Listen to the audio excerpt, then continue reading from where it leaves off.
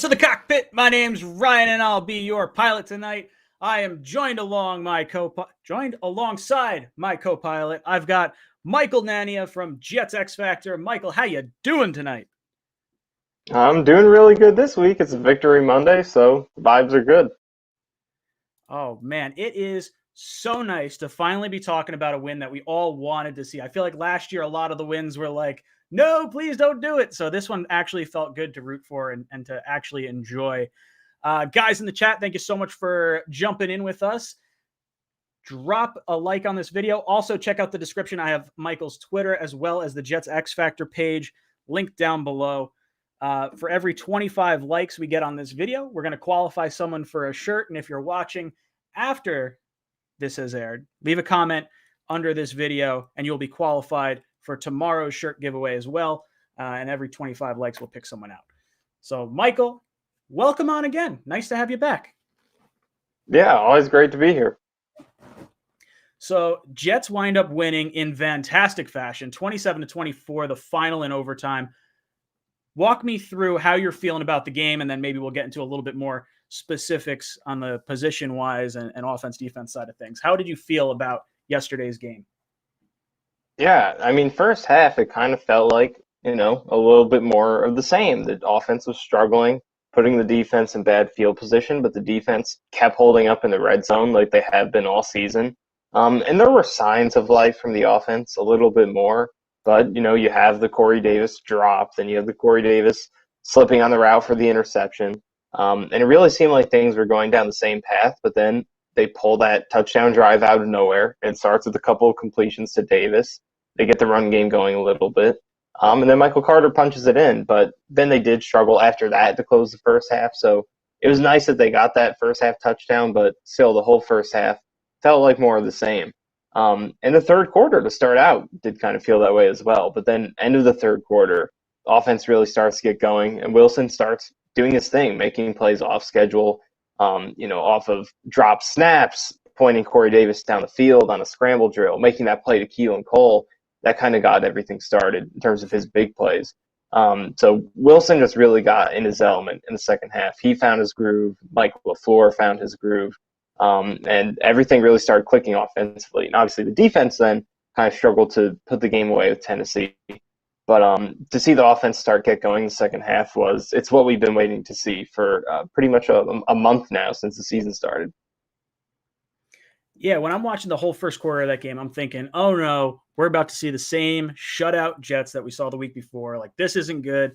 And then that was, what was it, the third possession or the fourth possession where they went down the field and scored the touchdown. And I was like, oh, something feels different. So halftime had my juices flowing, and maybe it's just because I've been so dry from a emotional standpoint the last few weeks, and we haven't seen any offense that felt more fun than we have seen in the last few weeks.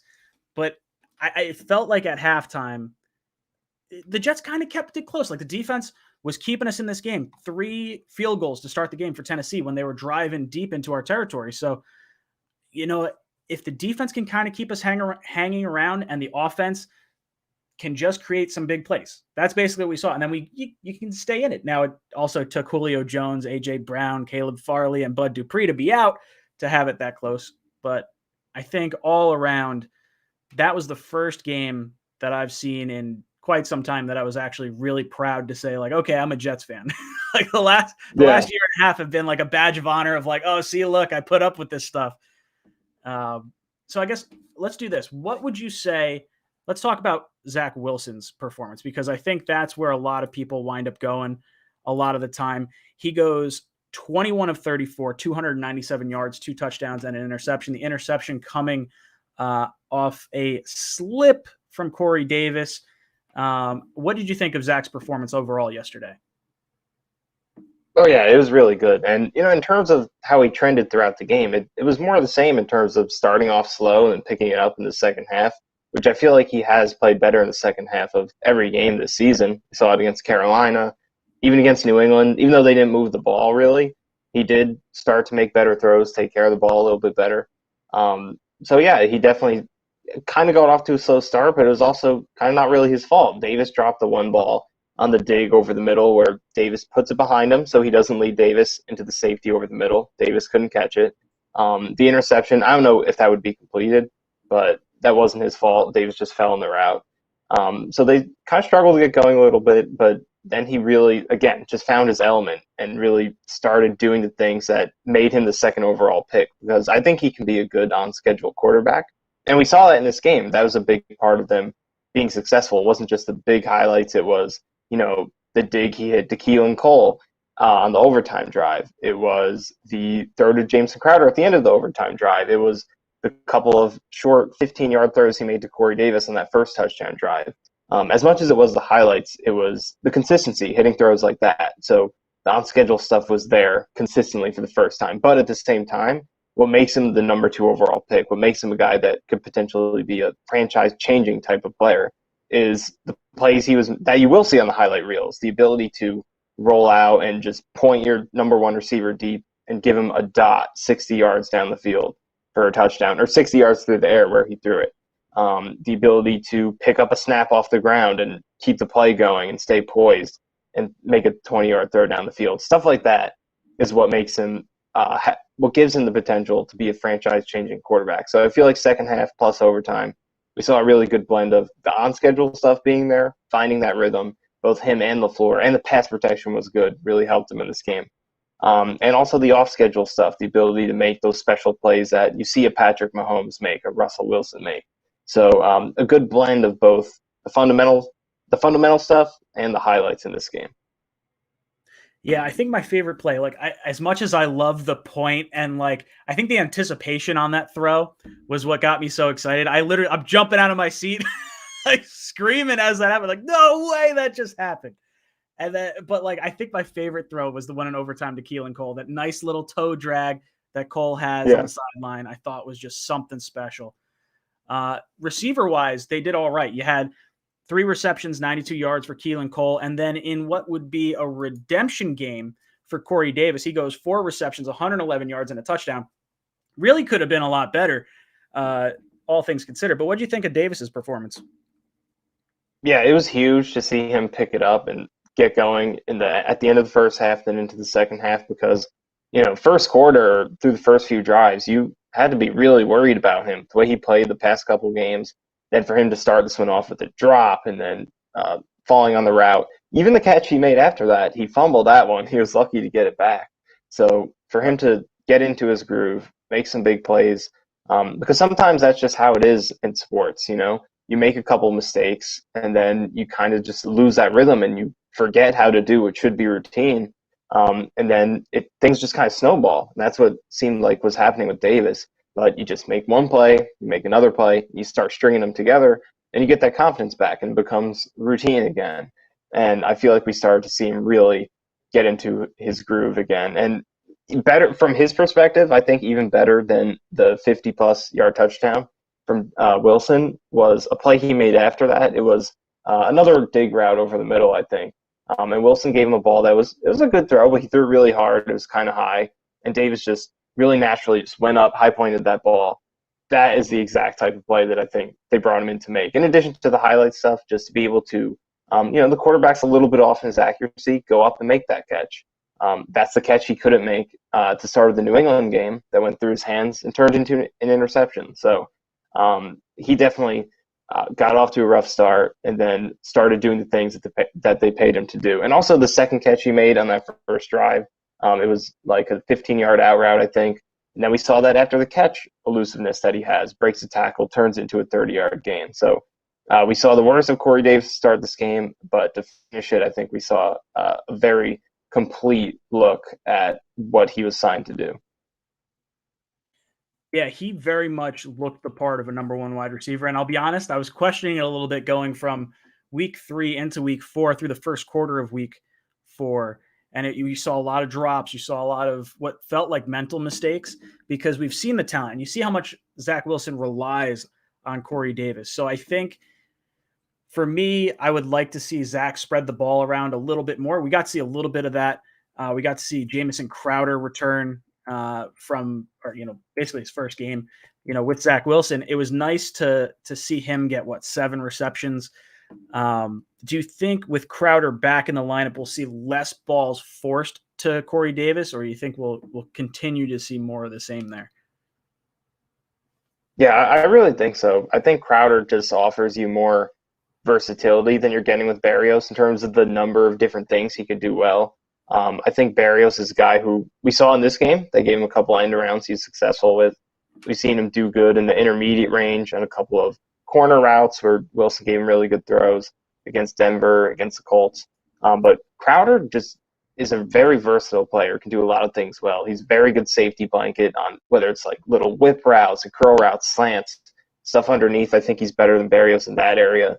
I think his hands are better, and he can be relied upon more to make these big catches. You look at the touchdown catch he made. That was a tough grab. It was a very high velocity throw. It was a little bit behind him. He knew to adjust back to it, and he made that catch. And Berrios can make that catch, but I think he would be less likely to because Crowder he's a hands catcher. He'll catch the ball with his hands, whereas Berrios, I feel like, always tries to catch the ball with his body, and that makes it a lot harder to make catches like the one in the Denver game in the fourth quarter that turned into an interception that should have been caught, hit his hands, but just bounced right off of him, turned into a pick. And those are the type of plays that I think Crowder can make because he's a hands catcher, whereas Berrios, you got to put it right on him or else he's just not going to catch it.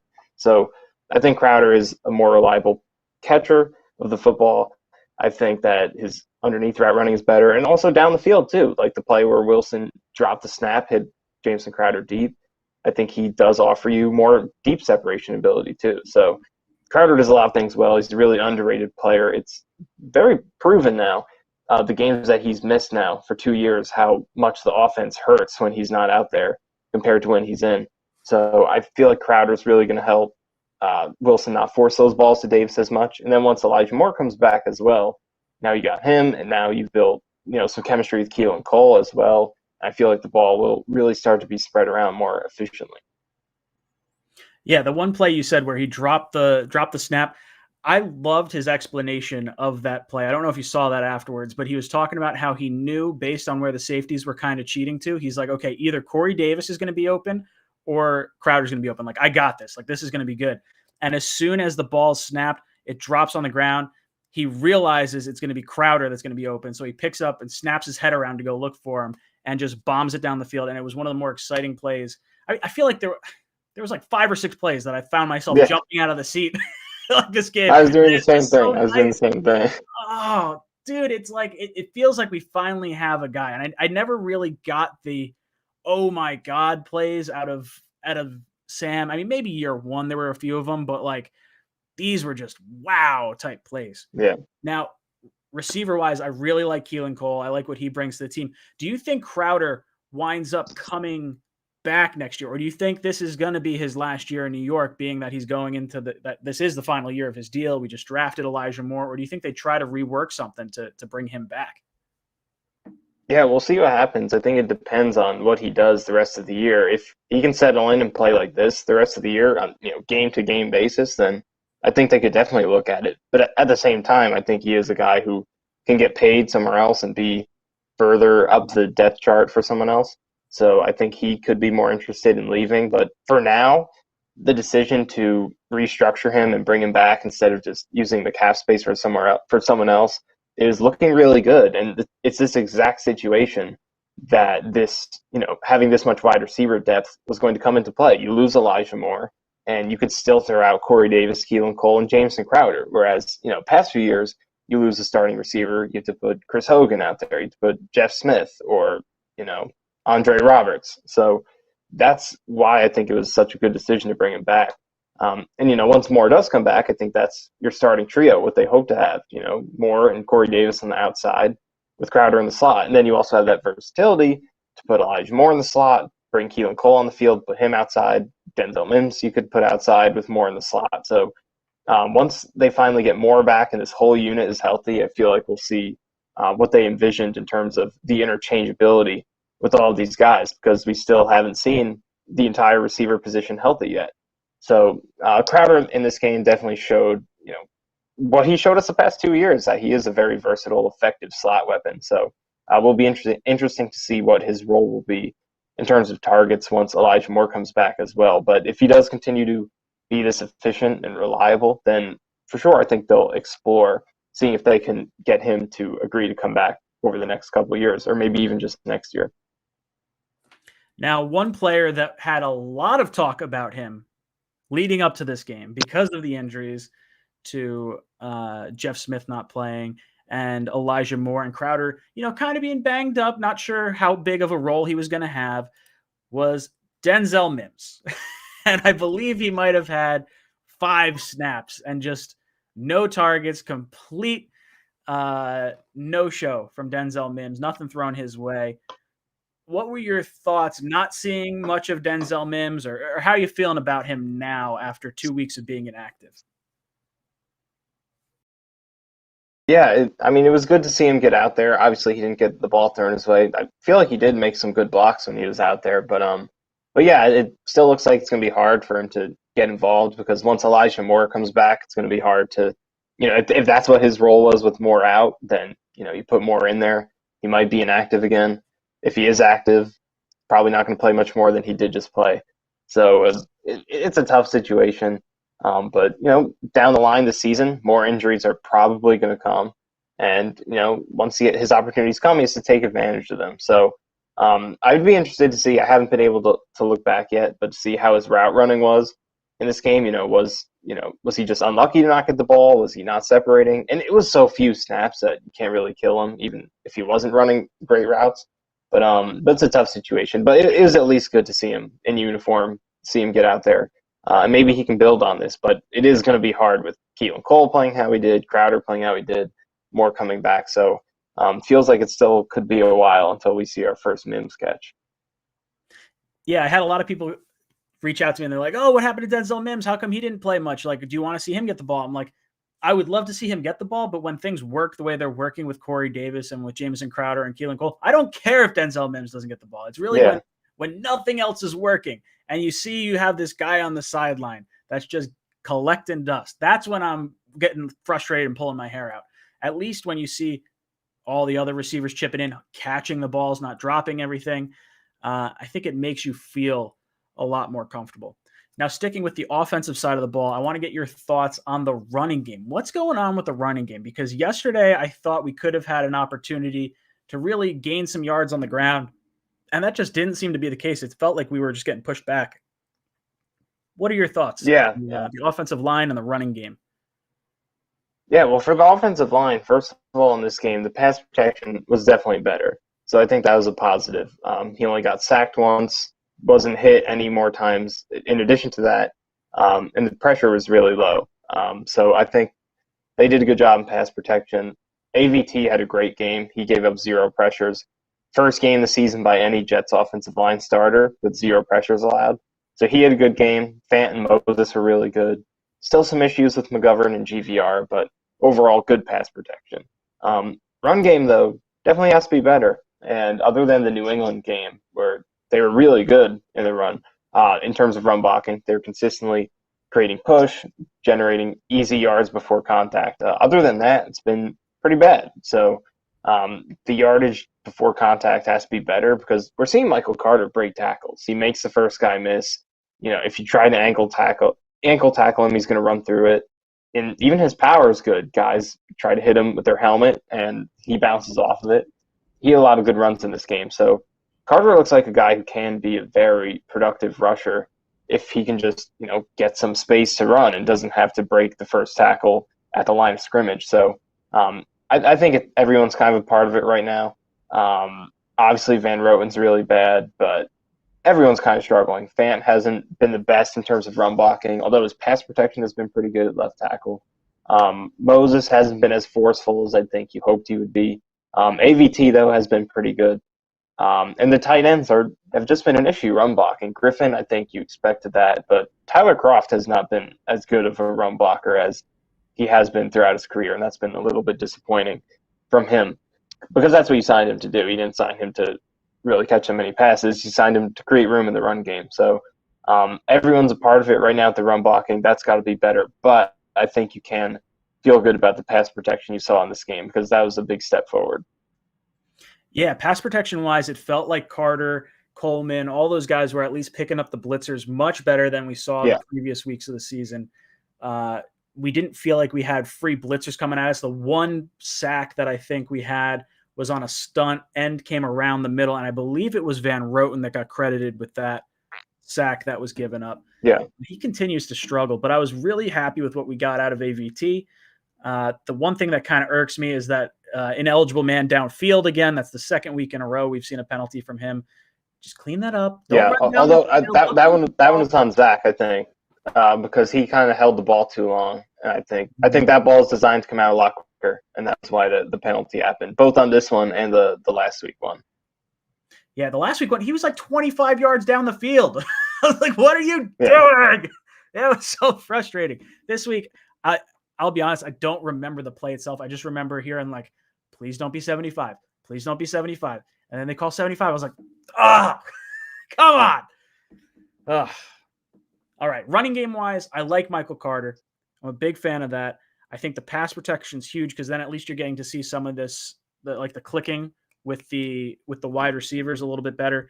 And it felt like Mike LaFleur started to feel like he got into a rhythm. Like, because we were getting stalled out so much early on in drives in some of these other games, we never got to see a full complement of plays and maybe things that could play off one another as you progress down the field. And it felt like that third possession, the one where we scored the touchdown in the first half, that's when it started to like click. And they kind of moved away from the running game for the most part, at least a traditional running game. Like they still did the end around to Berrios, which felt nice. I felt like that was the first time we saw that this year. What did you think of LaFleur's play calling this game? Yeah, I think, honestly, I feel like it wasn't necessarily too different than what they've done so far. I just feel like they executed a lot better. The pass, and that it all starts with the pass protection, really, because LaFleur's been really aggressive. He's asking Wilson to hold the ball longer than almost any other quarterback in the league, to push the ball deeper than any other quarterback in the league. And if you're going to do that, you need some time for those concepts to develop, especially with the young quarterback who's going to make hasty decisions. So, with the pass protection struggling the last few weeks, it's been hard to get that going. And that's not, an excuse for LaFleur because he's been bad. He's called concepts that haven't worked. He's had, the receivers have not been running the right routes. They've been running into each other, and that falls on coaching. So he's definitely been bad. But in this game, the execution was a lot sharper. And as much as that's on the players, that goes to the coaching as well, just for better preparation, better communication. So I feel like it all started with the pass protection. And once that got going, a lot of the aggressive concepts that he calls had a lot more time to get going. But he also did, I think, do a better job of getting some rhythm passes going for Wilson. Maybe not necessarily in the way that we expected to when he was hired in terms of like rollouts, just easy dump offs. Although a lot of the offense did come off of that. I feel like the over the middle passing was a lot better. Just short dig routes, 10 to 15 yards, slants, things like that. They hit a lot more of those because like we've seen a few big plays from them the first few weeks of the season, but they can never consistently get going with just short, intermediate passes. And in this game, I feel like they had a very good chunk of those, and that helped them get some of these drives going and then set them up to make those big plays. So, I also like that he didn't force the run game when it wasn't really working. Because, you'd like for that to be better and you don't want to abandon it, but you also don't want to force the run game when you clearly aren't creating any movement. And that was an adjustment he made that I feel like was good because to start the game, they're pretty consistently going run, pass, 2 runs, we're going to throw in third down. And that wasn't working. And then second half comes out more aggressive, airing the ball out, throwing on first down, and they start having more success. So I feel like his adjustments, he's shown signs of making good in-game adjustments this year, and this game was the best example. I saw a tweet put out by Rich Cimini prior to the game. The Titans ranked 31st in yards per attempt against play action. They've yielded 241 yards on 21 attempts. That's 11.39 yards per attempt. When I was watching the game this past yesterday, I really liked what we got out of the play action game. It felt like we utilized it more. A little bit of misdirection, I think, really went a long way. What did you think about the use of play action in this game? Yeah, it was really good. And there was an interesting quote that the Chargers head coach, Brandon Staley, had pretty recently. And he talked about how you don't necessarily need to be successful at running the ball to be successful throwing off of play action. You need to run the ball you need to have the attempts to establish that threat, but you don't necessarily need to be good at running the ball to be good at play action. And I think we kind of saw that in this game. The Jets did not run the ball well. I think they averaged 2.6 yards per carry or something like that. And that's with Berrios boosting it up on his couple of handoffs. But the play action still worked really good. You just show the other team that you will run it. And that, again, plays off the adjustments that LaFleur made, because first half he was pretty run heavy. And then he flipped that over on its head, started throwing on early downs, just like the Corey Davis play. That was a first down play action.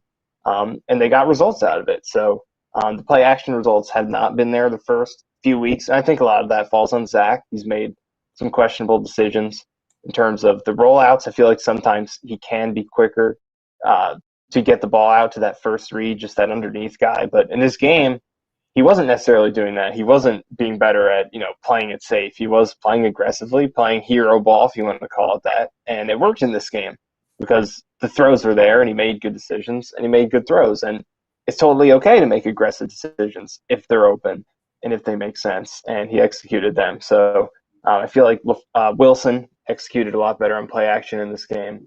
And they were able to get have a lot of success throwing the ball off of that. Mumtaz drops in with a super chat. Mumtaz says, running game is bad. Dallas got 245 against Carolina, who stuffed us. O-line needs to improve. Need a new center, guard, as well as a fullback and tight ends. Also, maybe we use passing to set up the run instead of vice versa. So, Michael, I'll ask you this. Can we set up the run using the pass? And what do you make of the Cowboys getting 245 yards on the ground when the Jets weren't able to get a whole lot going week one? Yeah, I think they definitely can use the pass game to set up the run. One thing they don't do a lot of is I feel like they don't do a lot of delayed handoffs, like draws, things like that, which we see teams gash the Jets a lot with, because the Jets have an attacking 4-3 front. And you let those defensive linemen fly up the field, and then you hand the ball off late. Those guys are already behind the quarterback by the time the running back gets the ball. So I feel like the Jets can do more of that based off the threat of their shotgun passing, because they're almost always, a lot of the time in shotgun. So I feel like they can do that a little bit more effectively. And then, going forward, I feel like right guard, absolute. This is one of the biggest needs on the team going to next offseason. Tight end and right guard are right up there, probably within the top 3 to 4 needs on the team, right there with linebacker and safety. And then fullback too, if they're going to insist on using one, which they have brought it down since the first game, but they still used Wesco a little bit. Get a real fullback. If a guy who can do both, because I like Wesco's blocking, but I almost feel like I'd rather see him at tight end right now, because he can block in line too. He doesn't have to be a fullback. But the problem with Wesco is that he hasn't shown he can do anything as a pass catcher, so he's not a threat at all in that way. So maybe fullback who is more pure at the position can do both. That would be good. But tight end and right guard for sure. And center, I still want to wait and see with McGovern, because I feel like he's talented. He's a top 10 guy with the Broncos in 2019, second half of the Jets last year. But he's just been so inconsistent game to game, and you can't make excuses forever. So if he can't stabilize throughout the rest of the season, then for sure I think you got to put center on the needs list going to next year. Yeah, when I'm looking at the needs across the board, I'm thinking just sort of placing where I think draft picks are going to end up and looking at our top 4 picks. You got the 2 firsts, the 2 seconds. I'm looking probably D-end early on. Try to get an edge rusher to complement Carl Lawson for next year. You definitely want to retain John Franklin Myers and Foley Fatukasi, and we'll get into the defense in just a little bit. Then when I look at the tail end of the first round, where I think the Seahawks are going to be picking, I'm looking at maybe the center from Iowa. I've heard a lot of good things from. I haven't watched any tape on him, but I've heard a lot of good things. That's probably around when he would go. Cornerback, although watching our cornerbacks makes me feel a little more comfortable. I'm not going to completely neglect the position, but I am more comfortable holding off to the second round on cornerback than maybe I was prior to the season. And then tight end and guard, man. I would love to see. I guess you're going to have to balance your free agency with your draft, like see where the strengths in free agency lie, spend your money that way, and then plug in everything else with what the strengths would be in the draft. But yeah, the running game, definitely not where we would like it to be at this point, at least this point in the season. I'm going to take a short break for a few words from our sponsors. Want to get an advantage over your sportsbook? You need to download BetQL, the only app you'll need to make smart bets. Their Best Bets computer model scans over 350,000 unique bets per year to give you the best bet recommendation for every game across all major sports and gives you the reasoning behind why you should place the bet. Their model covers everything from spreads, over-unders, and player prop bets. Don't want to use the model and prefer to do your own research? BetQL has all the necessary tools for your research needs. There's sharp data so you can see who the pros are backing, line movement so you can jump on betting opportunities in real time, team summaries highlighting previous success against the spread and over-under, and team lineup breaking news and injury status updates. Plus, you can save all your picks in one place to track your success and winning streaks as well as view your rank on their leaderboards. Head to the App Store or Google Play Store now to download BetQL. You can also head to try.betql.co/JetsTalk to get started now. Enter discount code JetsTalk at payment checkout for 25% off any of their subscription offerings. You can find all this information in the description of this video. Make sure to check out their BetMGM offer in the description in order to receive a free year of BetQL.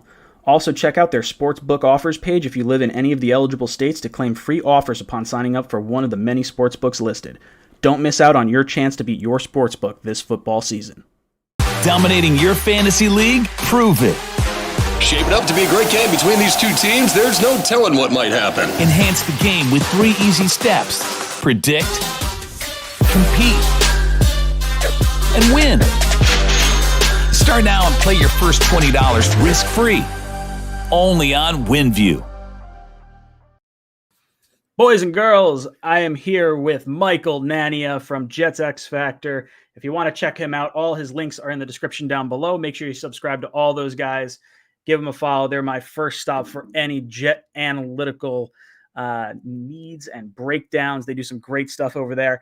And for every 25 likes we get on this video, we're going to pick a qualifier for a t-shirt giveaway we're going to be doing tomorrow, as well as any comments that are left after this stream has aired. So drop a comment if you're listening to this after the fact.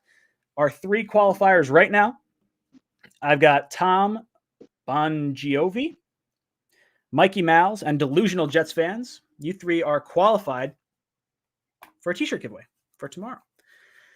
Now, Michael, I want to get into the defense. And this was something that I was really excited to see. I was not expecting to see 7 sacks from this unit. What did you think about the performance they put on yesterday? Oh, yeah, it was definitely really good, especially from the defensive line. A great performance. And it once again was, in the first half, an example of, them getting put into bad field position and having to consistently defend the end zone with their backs to the wall. And they were able to do that, forcing 3 field goals in the first half. And it started with that pass rush. I believe 5 of the 7 sacks were through the end of the third quarter when Tennessee only had 15 points at the end of that quarter, I believe. So the pass rush was really good. Franklin Myers, Bryce Huff, Quinn Williams, Sheldon Rankins, those 4 guys, your core 4 pass rushers who led the team in pass rush snaps, were all very, very good. It was the sacks, it was the hits, it was the pressures. They were doing all kinds of damage to blow Tennessee's passing game up. And there was really no attacking downfield from the Titans. They did do a lot of damage through screen passes, and that's how you punish a pass rush, shut them down by not letting them do anything, just get the ball out. But other than the screen passes, they weren't able to do anything downfield because of that pass rush. There was no time for Ryan Tannehill to drop back and scan the field. So the stunts were really good. Quinn Williams had a sack on a stunt. They were doing a lot of damage with those throughout the game. Bryce Huff, though, off the edge. They finally have a guy who can bend the corner in Huff, a guy who can, beat his man, but then, get low and then flatten his angle and get to the quarterback instead of just running up the field. He was really good. So those 4 guys, rushing the passer were fantastic. And then the rest of the defense, I feel like the corners deserve a lot of credit for creating those 7 sacks, specifically Bryce Hall, who had another really good game. And obviously Julio and AJ were out, but when you get that sort of matchup, you got to dominate it, and that's what these cornerbacks did. They had the Jets defended 7 passes in this game, 7 pass breakups, and the Titans receivers had 9 first downs. So they got their hands on almost as many balls as the receivers did. So it was a favorable matchup with the corners, and they did what they were supposed to do. So Javelin Guidry played really well. Michael Carter II, more of the same from him. So the corners and the pass rush united in this game to create those 7 sacks and really shut down that Tennessee passing game. The run game is obviously where some of the issues came from, which you expect when you're going up against Derrick Henry, who's on his way to leading the league in rushing yet again. And I think it was, it's sort of a consequence of how they play rushing the passer, that they're going to get gashed on the ground sometimes. Because, like I said earlier, when you're a 4-3 front and your defensive linemen are one gapping, they're just attacking one gap instead of, taking on the blocker and eating up 2 gaps at once. You're going to get gashed sometimes because those guys are going to fly up the field. The running back is going to go straight through the line of scrimmage without getting touched. And those linebackers have to make plays. And when the guy carrying the ball is Derrick Henry, sometimes you're not going to make those plays. You're going to miss tackles. So that's what happened, especially later in this game. The game time drive in the 4th quarter and then the overtime drive. They had issues stopping the run. And then the screen passes were an issue throughout the game, especially on those 3rd and very long situations. The 3rd and 21 earlier, they had a 3rd and 20 that they got out of in overtime. So that was an issue, and that falls on the DBs and the linebackers. But the linebackers did, outside of some run game issues, make a lot of plays. C.J. Mosley continues to be a tremendous playmaker and leader too. There's one play where he switched them to a zone coverage against a bunch look, anticipated the slant coming over the middle, resulted in a sack. Robert Saleh talked about that play in the press conference. And Quincy Williams, I feel like, started this game making some mistakes, did miss some tackles, take some bad angles. I think he was the primary guy at fault for the 3rd and 21 they gave up. But when he's on, he's really on because he's a great athlete and he goes absolute full throttle. And sometimes you're going to miss tackles doing that, but when you don't miss those tackles, they're absolutely very, very hard shots. And he made a lot of big plays in this game. So you can see the potential in Quincy Williams in this defense where he's to cover a lot of ground, can make the most of that athleticism, but he can calm it down a little bit. And, there was also a play in overtime, I believe, where he was in coverage on a pretty bad throw from Tannehill that he could have easily picked off if he was ready for that, but he was laser focused on making the hit. So he just hit the guy instead of making the pick. So stuff like that in terms of awareness, discipline, he can get better at and fulfill his potential. But you could see the upside with the plays he makes. He's very fast, hits very hard.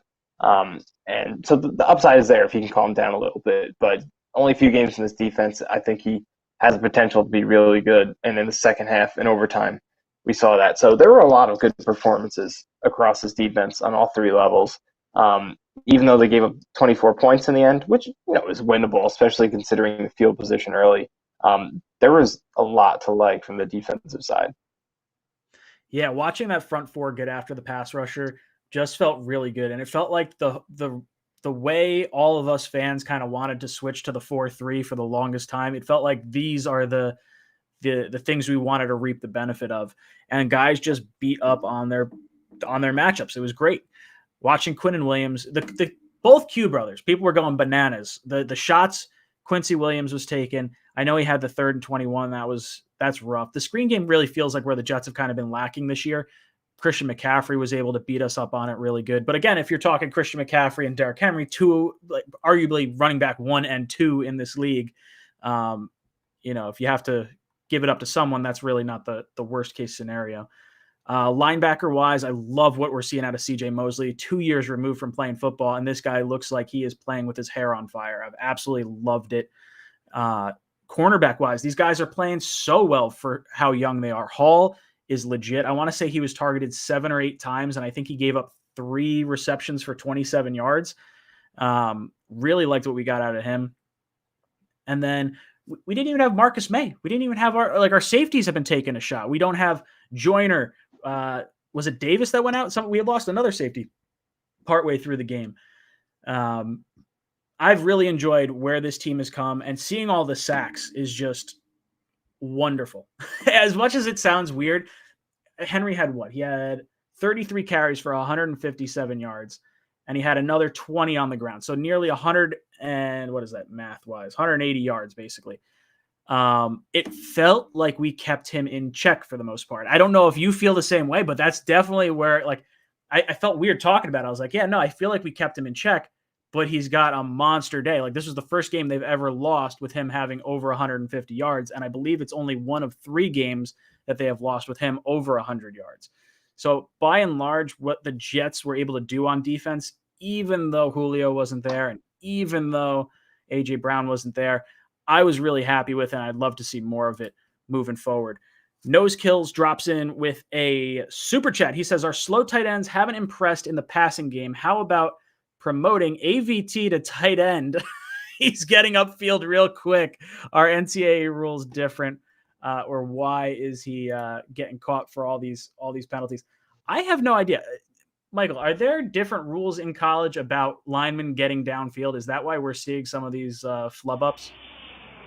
I'm honestly not completely sure about that one, but again, like I said earlier, I feel like both of them were on Zach Wilson. I think there were balls that should have been out earlier, and he waited too long to get them out. So that's why AVT was there, but still slightly on AVT because he was further downfield on both those plays than the rest of the linemen were. So, and the first one, I feel like against the Broncos, I think it was against the Broncos, he had the first one. He was like right there on that 5-yard mark, so it was really close. But I think Wilson AVT, yeah, get out of here. I don't remember it. I will argue that. I went remember back and I watched it. He was like 25 yards downfield. He wasn't even I might close. not have seen that one then. I might, because there's one I'm remembering that it was pretty close. So I don't 100% remember them. But yeah, I'm not sure about that. But yeah, they definitely need some help at tight end because those guys aren't getting it done for sure. I saw a few comments in the chat, and I'm sure everyone's just BSing, but they're like, oh, why don't we just try Mims out at tight end? Is there any thought to being able to get he seems skinny as a rail. I feel like he wouldn't be able to do it, but I guess yeah, big. I don't know. I feel like get your best playmakers on the field. I can't use him as tight end, though, I don't think.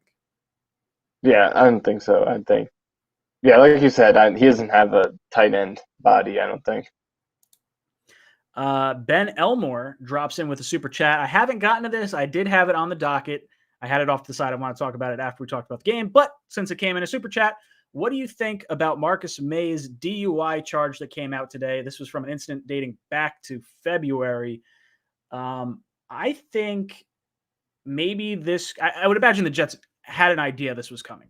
I don't remember hearing about it at any point, but I would think that maybe this is why they didn't offer him more money than they did, or maybe they offered him a little less. Do you think that had anything to do with this situation, or how does this impact him moving forward? Does it become more trade bait because of this? Does it, not impact at all? Where are you on Marcus May right now? Yeah, in terms of this, I just saw the headline a few minutes ago, so I don't want to comment on this particular situation too much without having learned about the entire thing. But I don't know if it will have that much of an impact. But I do feel like the comments from his agent after the injury were kind of telling. I feel like, as much as you don't want to just read into some tweet like that, I think it does kind of say something that the agent would be that willing to talk about his client getting traded in a few weeks. So I think that something will happen, and it doesn't seem like May is on the best terms with the Jets anyway. Like, he pretty openly said in the offseason that he wasn't happy with the way the negotiations went. So I feel like he's planning to move on anyway. Might not even talk about a contract with them, even if he plays well. So I feel like that will probably happen, a trade before the trade deadline. Just based on the writing on the wall, I think that's what the signs are pointing to. But we'll see. This is definitely an interesting factor in it now. Now, where would you like to see the Jets go? Are you looking for draft compensation, or are you looking for a player? I know personally I would love to snag a tight end, either someone like an OJ Howard or a David Njoku, someone who's in the last year of their contract, may not get re-signed by their team. I think that's the route I would want to go as opposed to a draft pick. I don't know what you wind up getting from me. Is like a 4th round pick? Is that what you're looking for? Or are you trying to get more than a 4th round? I mean, obviously you'd want to get more than a 4th round pick, but what do you think the Jets kind of look for? Yeah, I think like you said, like ideally, if you could get a player in a position of need, that would be great. But it is really kind of rare to see those trades. I feel like it's usually player for pick. I think they can get at least a 3rd for him. Maybe based on Douglas's history, he can snag a 2nd from someone. I mean, he did just get a 4th for Chris Herndon. And Marcus May has been, I think, a consensus top 10 safety. I think it's fair to say that based on his production. A guy who is also a respected leader, a locker room guy, all that stuff. So I feel like based on Douglas's history, he maybe could get a 2nd from someone. But at least a 3rd, I definitely think so. But yeah, like you said, if you can find the right team to where you could also get a player thrown in there who could help you in a position of need right away, that would also, or even not necessarily right away, just a guy who you're taking a flyer on, like you said, no OJ Howard, I think would also be a nice way to make that happen. Zachary Sheely, thank you so much for the super chat. I didn't see a comment in there, but thank you all the same. And then Green Gamer with the super chat says, Wilson is so good, he changed the game himself. It took the receivers making plays. I like that 𝐚𝐭𝐲 adjusted his route and knew to get deep downfield. I think that's a trait that not all wide receivers have. You got to see some of that with Big Ben in his time with the Steelers. I want to say it was Antonio Brown was the one that really got heralded for that a lot. Being able to realize your quarterback is still up and still able to throw the ball and just try to find a way to get open. I've really liked it. Did you feel that Wilson put the team on his back to really get this thing going, or do you think there was maybe a little more help around the board? Yeah, obviously it's a team effort. Like the pass protection, I think, was a big part of it. But I do think this was definitely an example of quarterbacking lifting the team up. Not necessarily because like I said, the pass protection was good, and that helps. And the receivers made plays in the second half of the game, and that helps. But, this game started with the receivers hanging him out, specifically Davis, hanging him out to dry. Crowder dropped a pass early in this game. And even though the offensive line was better in this game, Wilson still could have been sacked a few more times if he didn't evade some plays. And the Corey Davis play, just pointing out your receiver to go deep and then making a throw like that, is all quarterbacking. Davis caught the ball, good job, but it was a perfect throw that did not require any extra effort from Davis on his part. That's all quarterbacking. The throw to 𝐚𝐭𝐲, great adjustment, like you said. Like, it's always a team effort. It's always both parts. But at the same time, that's quarterbacking to make a play like that. The touch throw to 𝐚𝐭 in overtime is just an amazing throw. So I feel like as much as this was an improved effort by the whole team, the receivers were much better. Having Crowder back was big. Pass protection was its best so far. I feel like this was definitely a quarterback playing a really good game, even independent of those things, just in terms of his accuracy, his confidence, the decisions he was making, and the windows he was creating just from extending plays and creating his own pockets outside of the pocket and being able to find slivers of space to throw from and making windows where it doesn't seem like there would be a window. This was a very good quarterback performance, but at the same time, there definitely was improved play at the other positions as well. I see a few comments in the chat. Let's get Ertz in a trade. A lot of people are saying Ertz. I'm seeing some interesting trade scenarios in the chat. I don't love trading much for Ertz. Like, I would trade maybe a mid-round pick for Ertz. What do you think about trying to trade for someone that Douglas does have knowledge of coming from the Eagles? Yeah, that can make sense. I mean, Ertz does have, like you said, the Douglas connection, experienced guy who I think that definitely helps a rookie quarterback to have a guy who can just find the soft spots in the zone, be able to make plays like that. Ertz is playing a little bit better this year than last year. It seemed like in 2020 he had hit the wall. He was 30 years old. He had career lows across the board, dropped a lot of passes, was very unproductive as a receiver. This year he's bounced back a little bit, has put up better, more efficient numbers. I don't think he's going to help the blocking issues, though. He's never been known as a blocker. He's always put up pretty bad run blocking grades. So I think that's the biggest issue with the tight end position, because they phase it out in the passing game. They rely on their receivers. As much as, it still hurts that those guys can't separate and run routes, because they are running routes, and it does matter that they're not separating. So he would definitely help, I think, in the short term. But I do think he's a guy who, at 31 years old, I think has clearly declined. You don't want to give up, trade I would rather get draft compensation, I think, instead of, or it's in a vacuum, depending on how much it is. But he could definitely help if you can get him as a throw-in, I think, in some kind. But I think he could do better long-term with a draft pick. But he could help, I think, in the short term a little bit.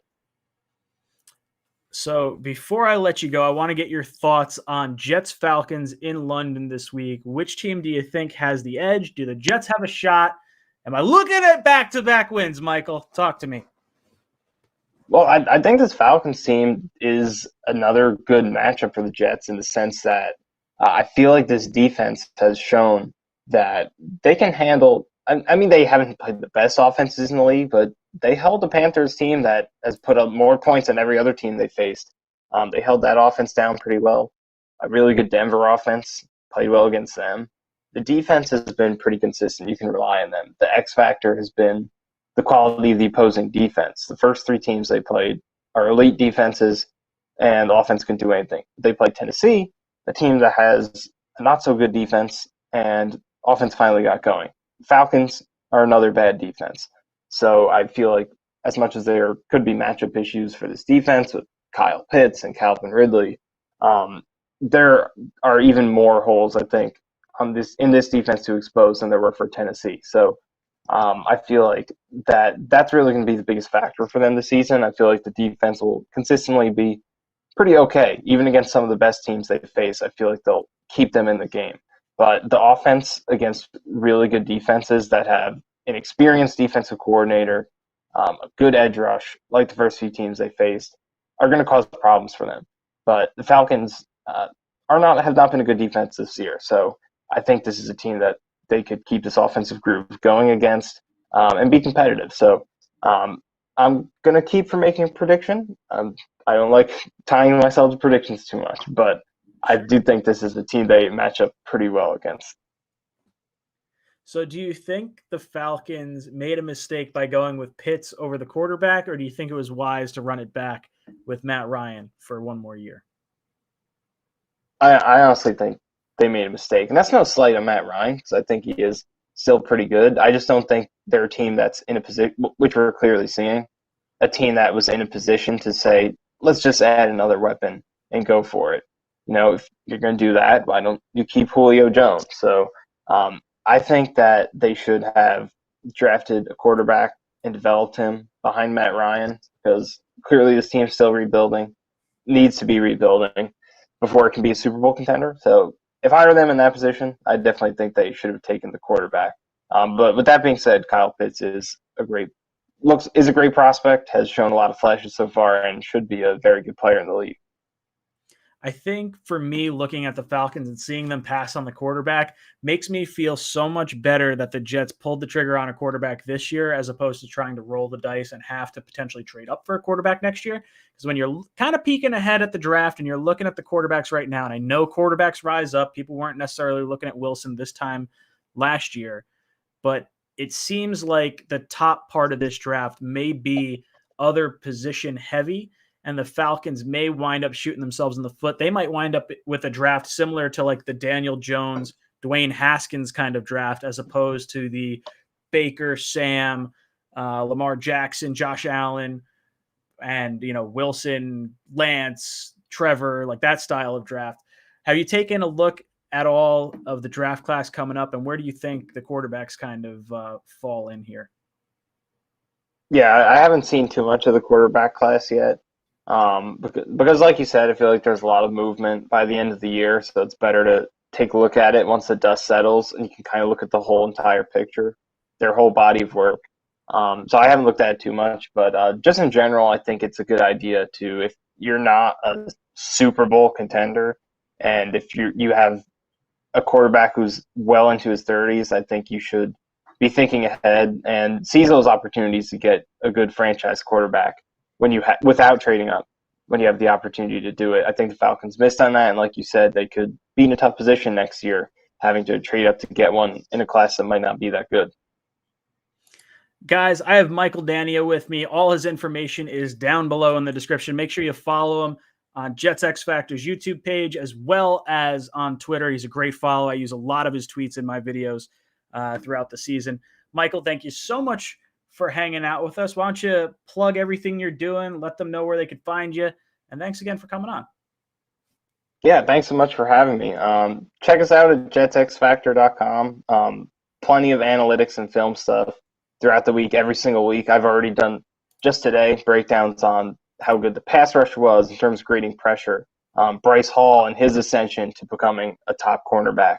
Also, offensively, the pass protection, their improvement, AVT, how well he's played. So in-depth analytics, if you're looking for really in-depth coverage on the roster and the team, how they're trending, I think we're definitely the best place to go, both from an analytics standpoint and also film breakdowns. We're going to have a ton of Zach Wilson stuff throughout the week.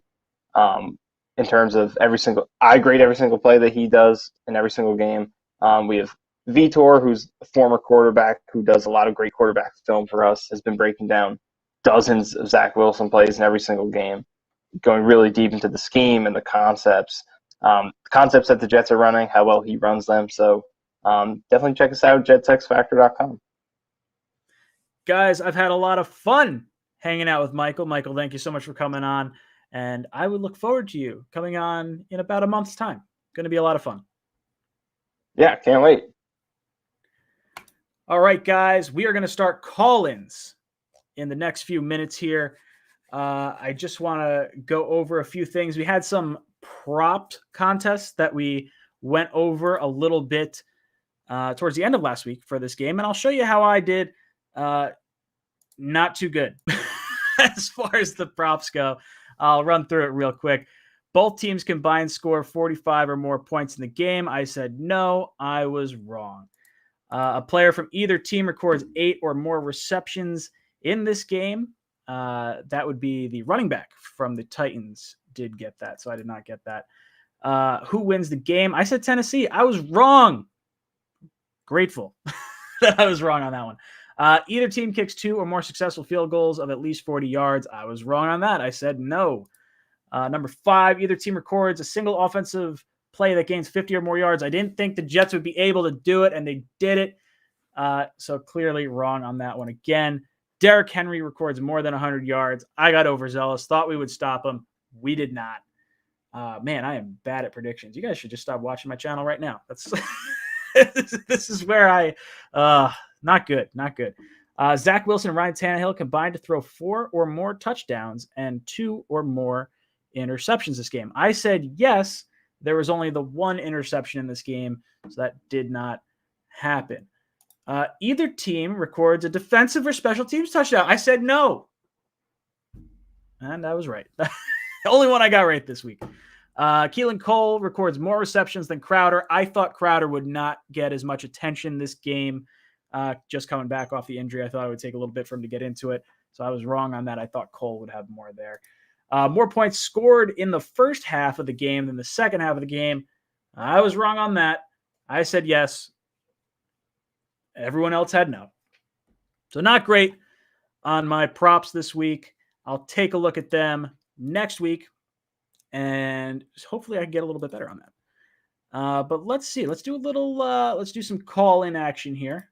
Let me pull up the Google Voice. And I want to hear your thoughts on the exciting win for the New York Jets and everything we got to see yesterday.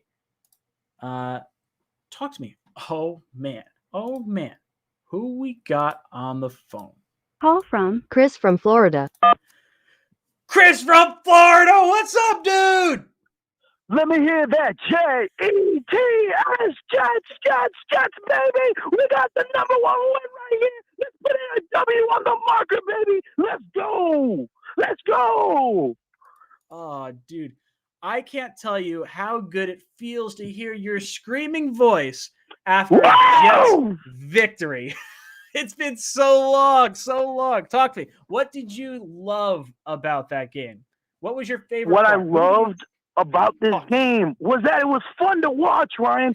It was so much fun to watch, seeing the offense get out there and putting it out on the field, seeing the ball thrown around. Yeah, the running game wasn't all that great, but, I loved the trick plays. Mike LaFleur finally showed us some skills as an offensive coordinator. And then, of course, the defense bringing in the sack exchange, baby. William brothers coming in. They're sharing each other the sacks. How could you not ask for more? I loved it. It was so much fun to watch, and you know what? I'm happy for Corey Davis too for, repping, because I promise you, man, the first two plays I was saying, get Mims out there, but he came back. They kept him there. I'm really happy with this result. I hope more games are exactly like this, close to the T. I loved it, man. I loved it. Dude, I'm not going to lie. When we were watching this game, as things started getting exciting, towards the end of the first half, beginning of the third quarter, I'm thinking in my head, okay, well, I'm at least enjoying this game. I don't really care if we win or lose it. I would love to see a win, but I'm just thinking okay, competent football. I'm looking forward to this. And then as it starts getting closer, I was like, the Jets might win this game. This is going to be really good. And then they tie it up, and I'm like, oh no. And then they go down the field, and Zach runs out of bounds at the 5-yard line. Instead of having a 4th and 1, we now have a 4th and 5. And I'm thinking, geez, we're going to kick the field goal and we're not going to be able to stop it. They're going to wind up running all the way down the field on us. I started panicking, but dude, this is an exciting game. This is what I've wanted to see out of football for the last few years. And I feel like we haven't had it. We didn't have it in the Adam Gase era, and we didn't have it at all leading up to this game. But man, watching Wilson sling the rock around was something special. It was definitely special. I cannot wait for him to compete when it comes to that big old bomb down the yard, because I will always be a Sam Darnold fan, and of course a lot of people are still doing comparisons. I'm happy he's doing well in California, but one thing when people say, oh, Sam Darnold couldn't do this with Zach Wilson, well, Zach Wilson's got to beat a 92-yard throw. That's one thing I'm going to say. But I'm very happy with this quarterback. I'm happy he's getting more comfortable. He's getting more used to the game. It took 3 games. We had to get some L's, but you know what? I'm happy that he's still showing a lot of confidence. He's showing he loves playing for this team, and that the team loves playing for him. It really looks like the team surrounds themselves supporting this quarterback and showing leadership. And Saleh just looking like he's ready to go out and tackle the defensive opposing team himself. I love it. I love this, man. It's so much fun. And let's keep it going all the way to London, man. Let's keep the fan base going, and let's go ahead and kill a bird out there. Dude, I want to take down the dirty birds in the worst way. I want to see 2 wins in a row. Give me 2 wins in a row, some excitement. That would start off my Sunday. What does the game start? 9 o'clock, 9:30? I cannot wait to wake up in the morning and just hope that we start seeing some good football, because then I can enjoy the rest of my Sunday the way I got. Absolutely. This is the last thing I'm going to say, man. I got a good prediction. If we can win this game all over the pond, and we got this bye week, knowing how these young players are learning this system, just wait, Belichick. Bring it, okay? Let's go. Jets, Jets, Jets, Jets. Yes, that is Chris from Florida. I love when he calls in. Absolutely love it. The energy is right there. Boys and girls, for every 100 likes we get on this video, we're going to pick another qualifier to win a shirt for tomorrow's t-shirt giveaway. And if you leave a comment on this stream after it's aired, you'll be entered as well. WA2K99, you have been qualified. So thank you for hanging out in the chat. And Nightbot, thank you for picking them. I see Bobby Parker. I threw it up on the screen before. He says, I got the Jets Talk wristband you gave me in the parking lot. Bobby, thank you so much for wearing it. I love those little wristbands. If you ever run across me, ask me for a wristband. So I got a bunch of wristbands. I give them out anytime I see people in person. Call from Peter. Peter! What's good, dude? Welcome to the cockpit. Can I get a Jets, Jets, Jets, Jets, Jets, Jets, Jets. Dude, I was so pumped for this game. So excited. I did not expect the results we wound up getting. And this is the happiest Monday I have had in quite some time. Talk to me, Peter. You How and you me feeling both, today? man. It was way long overdue. Dude, way long. Who would you say, if you had to like give me your 3 studs of the game? 3 studs. Who would you say your 3 favorite things, favorite plays, favorite players, whatever it is? What do you think of yesterday's game? Dude, it was just so intense. Like, to be honest, like, I did not expect us to win and all of that. But you know what? The defense held their ground. And for the simple fact that we was able to get 7 sacks on Ryan Tannehill, not only did we make a big statement of getting him, we made a big statement on getting through the Titans O-line. And they have a top 5 O-line in the league. It doesn't matter if they don't have their starting receivers in the field. They still have a top 5 offensive line in the league, and we was able to get through it. Dude, I absolutely loved what we got out of the defense. I know that Derrick Henry had that like crazy game, 180 yards or whatever he wound up having. It is absolutely. I felt like we. Am I weird saying that I felt like we kept him in check even with the monster game? Like I thought. I don't know. I feel weird saying that. How did you feel about Derrick Henry and the way the defense performed with him? In my thought process looking at this game, it felt like we kept him in check right up until about the 4th quarter when everyone started getting a little more tired, and then you started seeing the longer clip plays. I just feel like, honestly, like we did what we had to do just by like stopping. Even though he got 1 touch on us, we were still able to stop him. And stopping a dude like him is not easy at all. Mm-hmm. No, 100%. What did you think of Zach Wilson's performance and the offense? That was something special. Zach Watching him Wilson's sling the rock, like, I feel like the point, watching the point, I'm like, he's going to do something cool. Just please make it be complete. And then it's a touchdown on top of it. Zach Wilson's performance is like, wow. I did not expect that. I understand that he's still learning the system, but yesterday he was able to be himself, and he was able to finally show that gun of his. Dude, it has been a long while since we got to see passes like that. Real quick, Stephen Gillingham, shoot me an email. Let me get your address. I'll send you out a wristband, dude. I will absolutely send one out to you. Yeah, dude, you're watching Zach Wilson, you're seeing the throws that he's making and the way he is escaping the pocket. Because we got to see Sam run around a little bit and maneuver his way around the pocket, and I really like that. He was more of like the bigger body, would kind of brush off a would-be tackler. With Zach, I don't really get like the brush off feeling. I get the like, I'm going to juke you out of your shoes and be... And that he did. His mobility is absolutely no joke. Dude, it is absolutely huge. Absolutely huge for what we got out of him. Oh, man. And let me tell you this. That pass he gave to Corey Davis just changed everything. Oh, yeah. I mean, I'm not going to lie. I was getting nervous about Corey Davis and how he was sort of starting out the first half of this game. I thought like he had the drop, then he had the slip, and then he had that. Even when he caught his first pass after that, he fumbled it, and I'm like, oh no, this is like, where are we going with Corey Davis? I was nervous on that too, but you know what? He was able to make up for his mistake. Oh, 100%.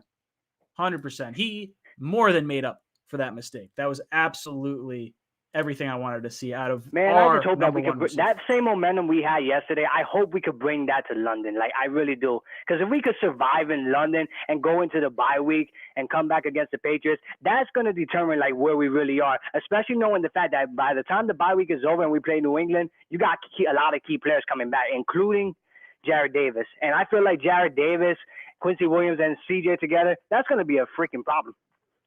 Dude, our linebacker core, like, I understand that we've had some issues with the screen plays, but when you're attacking the offense that way with the blitzes and you're sending guys, you're inevitably going to have issues with that screen game.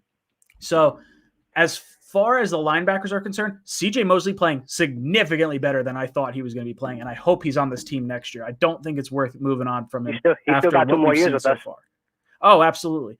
And then Davis coming back. I can't wait to see him in action. And Quincy Williams, tell me a better player that we have picked up on the waiver wire in the last few years. This is absolutely huge. If he can wind up being a starting linebacker for us, I wouldn't mind it either. Quinn and Quincy Williams brothers, the Q brothers, whatever you want to call them, absolutely awesome. This was the first time in NFL history that two brothers playing on the same team both recorded a sack.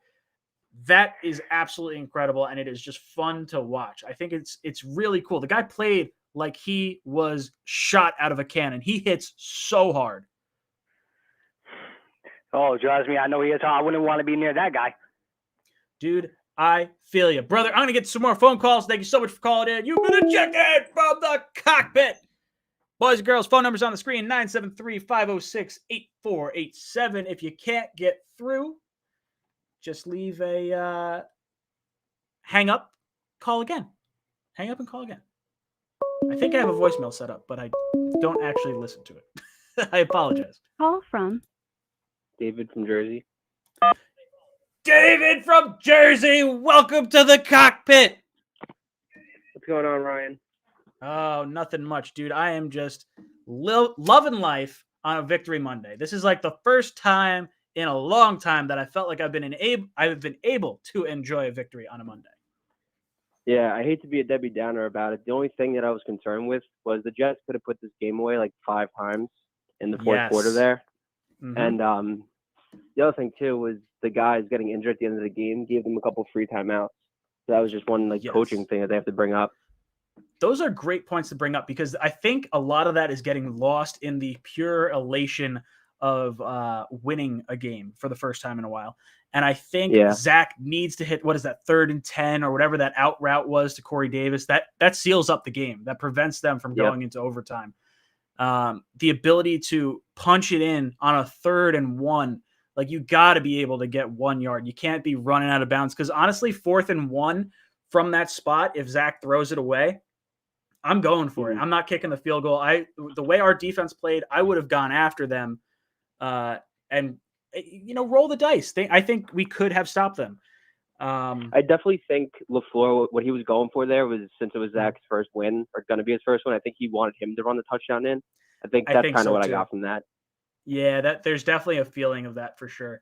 And it would have been nice, but I want Zach to have the situational awareness to at least throw it out of bounds because we started seeing other quarterbacks like that. Like Sam did it the last few years. We saw Geno do it a bunch.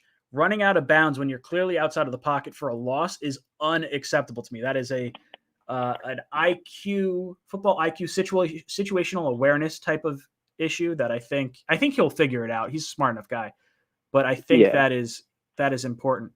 I did not like seeing the players go down with injury. And I would say on the other negative side of things, I thought there were a few timeouts that Saleh called that I thought might have been a little questionable. Like I thought we should have been ready for certain downs and distances. And I think he's still kind of feeling his way through it. It wound up not affecting us in the end, but there's definitely things that we could look at and clean up. And I think it's a lot more fun to look at winning films and clean stuff up than to just get punched in the jaw the way we did out in Denver. Exactly.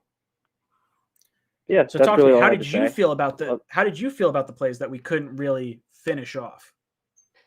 I just think it's the team hasn't been together for that long. LaFleur obviously is his first time doing it. I feel like there's just a lot of rookie mistakes going on between everybody.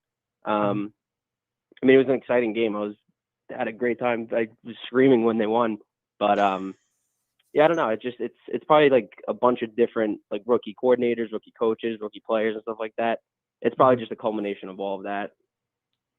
Yeah, I think that's what happens with inexperience, right? Like you have so many rookie players. Like the Jets clearly have the most rookies starting, and I haven't seen the stat probably since the beginning of Game 3, maybe, where the Jets had, I think it was 50 more rookie snaps than the second place team, and then like 150 more rookie snaps than like the third place team. So we are a young team. We have the young head coach, we have the young offensive coordinator, and we have the rookie quarterback. I think those mistakes are going to happen. Obviously, you hope you dial it in because I think Zach 7 out of 10 times, 8 out of 10 times makes that throw on 3rd and 10 and connects on it. And this one was just like not even close. And I that like was probably the most painful of his throws that I saw yesterday, even more painful than the interception. Yeah, it looked like he might have been expecting Corey Davis to break a little bit earlier based on the timing. Yeah, agreed. So talk to me. Give all me I some wrote. happy thoughts. I know you wanted to talk a little Yeah. bit about the Debbie Downer stuff, but what was your favorite Yeah, part of no. that game? Definitely the pointing touchdown. That was the best thing I've seen in the longest time. After seeing horrible offense for all of the last 2 years and basically the first 3 weeks of this year, that was like the most exciting thing that he could have done. Oh, dude, I'll tell you what, when I watched him roll out to his right and then he sort of stopped and you saw the point, I held my breath. I know, like something's about to happen. Like, we don't see this. Like he sees something. Yeah, it was like watching in slow motion. Oh, dude, it felt so good to finally get that, and I hope we get more of it moving forward. Yeah, and it was funny. That was the one game, honestly, before the season. I thought we were going to go 3-0 and lose that one. I didn't see it going the other way. We're 0-3 and win that one. Yeah, dude, I was completely with you. I'm looking at the Panthers. I was like, oh, Jets can beat up that offensive line. Patriots, oh, I don't trust Cam Newton. Even if Mac Jones is starting, like I think we'll be fine there. Denver, we don't know what Teddy Bridgewater's really going to be. Like those were the three that I thought we'd win, and to come in and get a Tennessee win feels really good. So I'm hoping we can get into the bye week at 2-3. I'd be feeling really good. That'd be great. Yeah. All right, brother. I'm going to get to some more phone calls. Thank you so much for calling in. Of course. Thanks, Ryan. Love the show. Yeah, you have been ejected from the cockpit. Ugh, the excitement and even the Debbie Downerism. I wouldn't even call it Debbie Downerism. I would say that is being critical, and that is important. You have to be able to be critical of your team, even in a victory like that. I think that is good. That is a great call. Call from Vinny. Vinny! What's up, brother? Welcome to the cockpit. What's up? Oh, what are you playing over there, Vinny? I was doing a bit of Blitzkrieg Bop. I love it. I love it. Talk to me about the Blitz and what you thought of these 7 sacks. I love that. I was actually joking. I actually wasn't able to watch most of it at the time because I was at work. So I joked with my neighbor who was also a Jets fan. I said, watch, I'm going to be at work. They're going to win the game, and I'll only be able to watch a handful of moments. Dude, I hate when that happens, when you can't watch the game and you wind up like missing either a good play, or were you able to see the kick at the end of the game or any of the things? Like what did you miss exactly because you were all right? So I missed I was able to watch a couple of tidbits I was able to watch about maybe a couple of the bomb to Corey Davis for the touchdown, and a couple of plays in overtime and big midgets here and there. And then I got a tweet for someone trolling, like laughing at the Titans and I'm like, he missed, and then I go to pull up the phone. It's on the NFL app's on a delay. So I'm looking at it, and then I just see it sail left, and I jump around the parking lot, start doing the takeoff. Oh my God. I legitimately, I got the TV right up next to my computer. So I'm watching this whole thing live. Becca's downstairs doing whatever she does downstairs. And that kick goes wide left. And I start screaming. I'm running around. I almost whack my arms on the door frame as I'm running up and down the house. Becca's like, I take it the Jets won. I was like, yes! I was like, oh my God. This is the most exciting thing that I've seen in I don't even know. Probably the Dallas game 2-3 years ago, whatever that was. That's probably the last time I had. That was the last fun Jets game that I remember. Yeah, I mean, I would say the last time I ran around with my arms out wide was when the Jets lost to the Raiders on that final play of the game. I was like, oh, we're still in it. We're almost in it for the first pick. So I'm running around like crazy. But this is for an actual win. It was great. The thing is, everybody played great. My thing was I gave everybody about B, gave defense a B+ for the 7 sacks, and I gave coaching an A. Interesting. You gave the defense a B+ for 7 sacks. Yeah, it's like if it wasn't for the fact that they missed it wasn't for the bad third downs, they would have gotten an A-. Okay. Because an A requires a turnover in my book.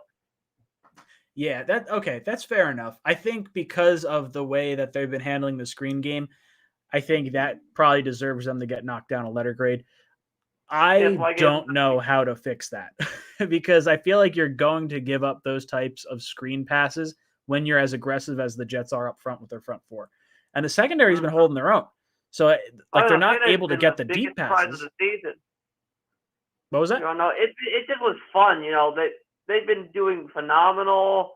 For anyone worrying about the 2020 draft class, you have Bryce Hall to look forward to. Mm-hmm. But no, yeah, 100%. Great Bryce game. Hall, getting Bryce Hall in the 5th round is incredible. Absolute steal.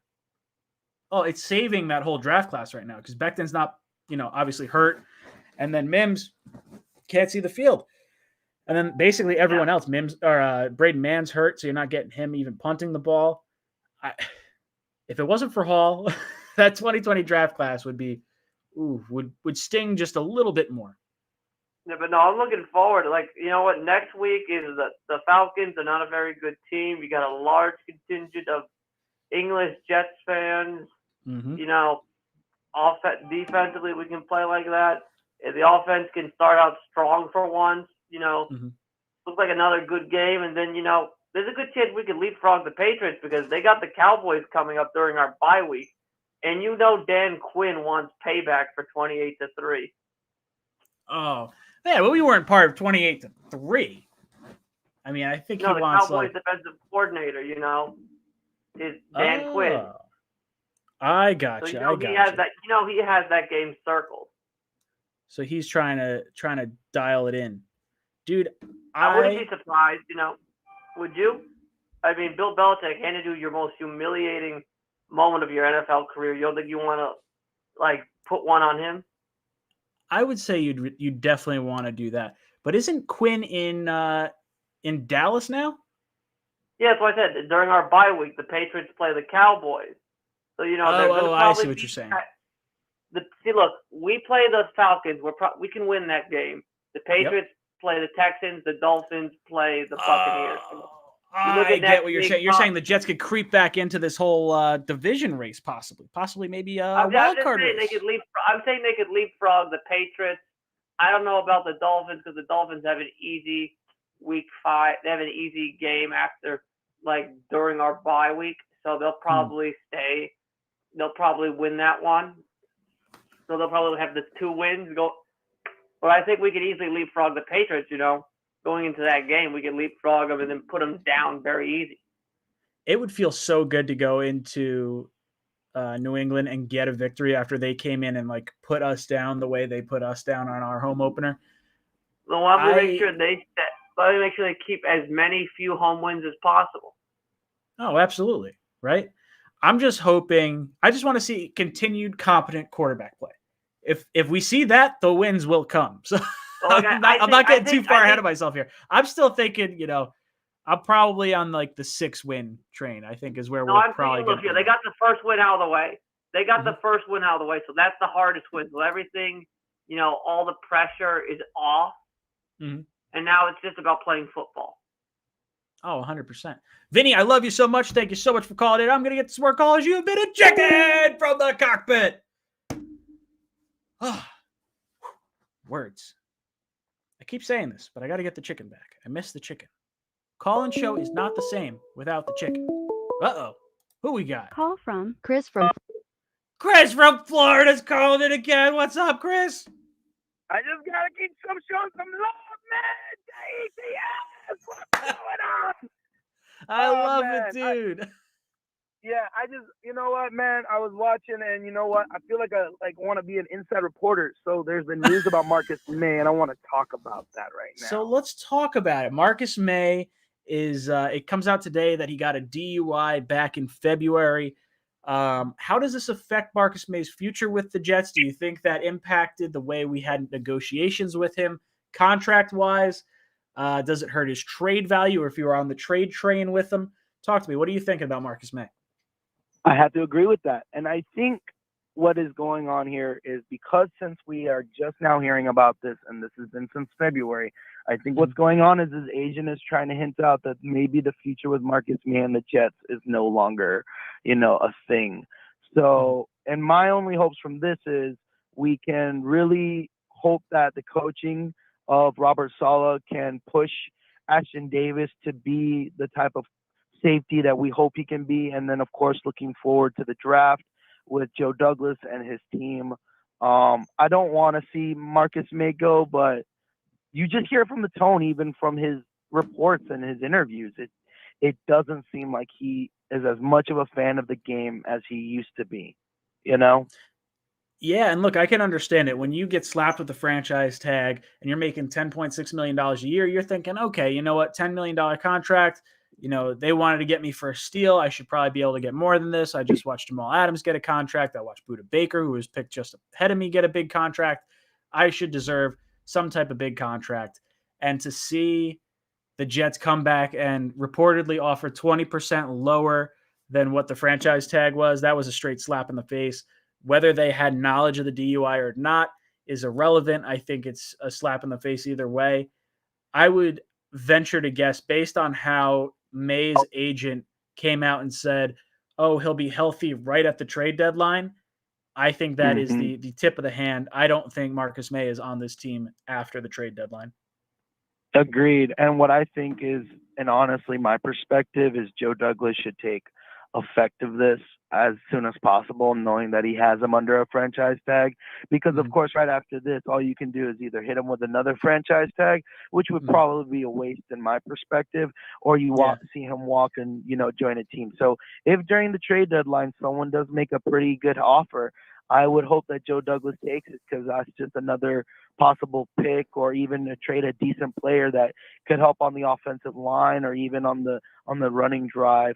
Another player I want to talk about is the fact that we lost on the practice squad, Josh Adams. I'm happy he's going to probably play for another team. I don't blame him for what it is, especially with La'Mical Perine not even being active on the roster right now. Like, what are your feels about that, man? Like, how do you feel about losing Adams?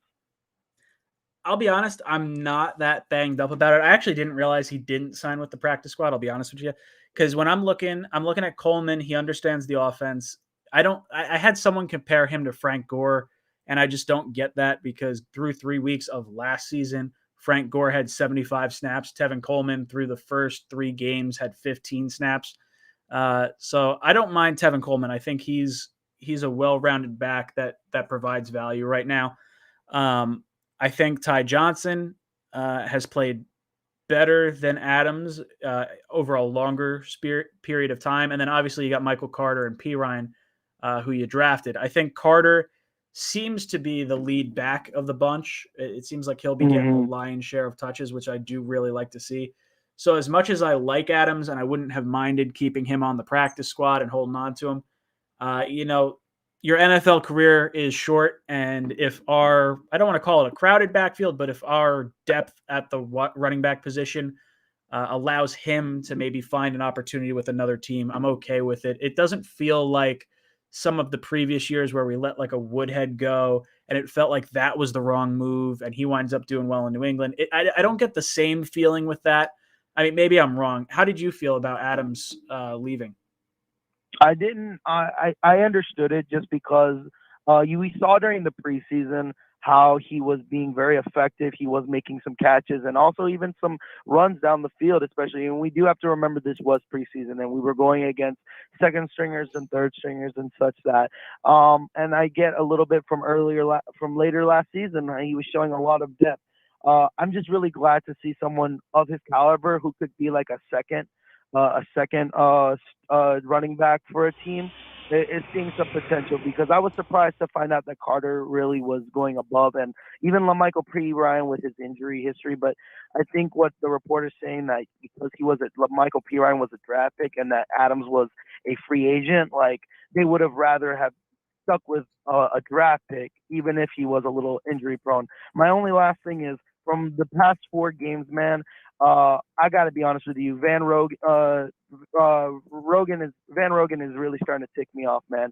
I'm watching this offensive line. Obviously, Elijah Vera Tucker is doing some rookie mistakes here and there after the last game, but Van Rogen is just not understanding that he needs to hold his ground and open up that pocket when the running game needs to be going on.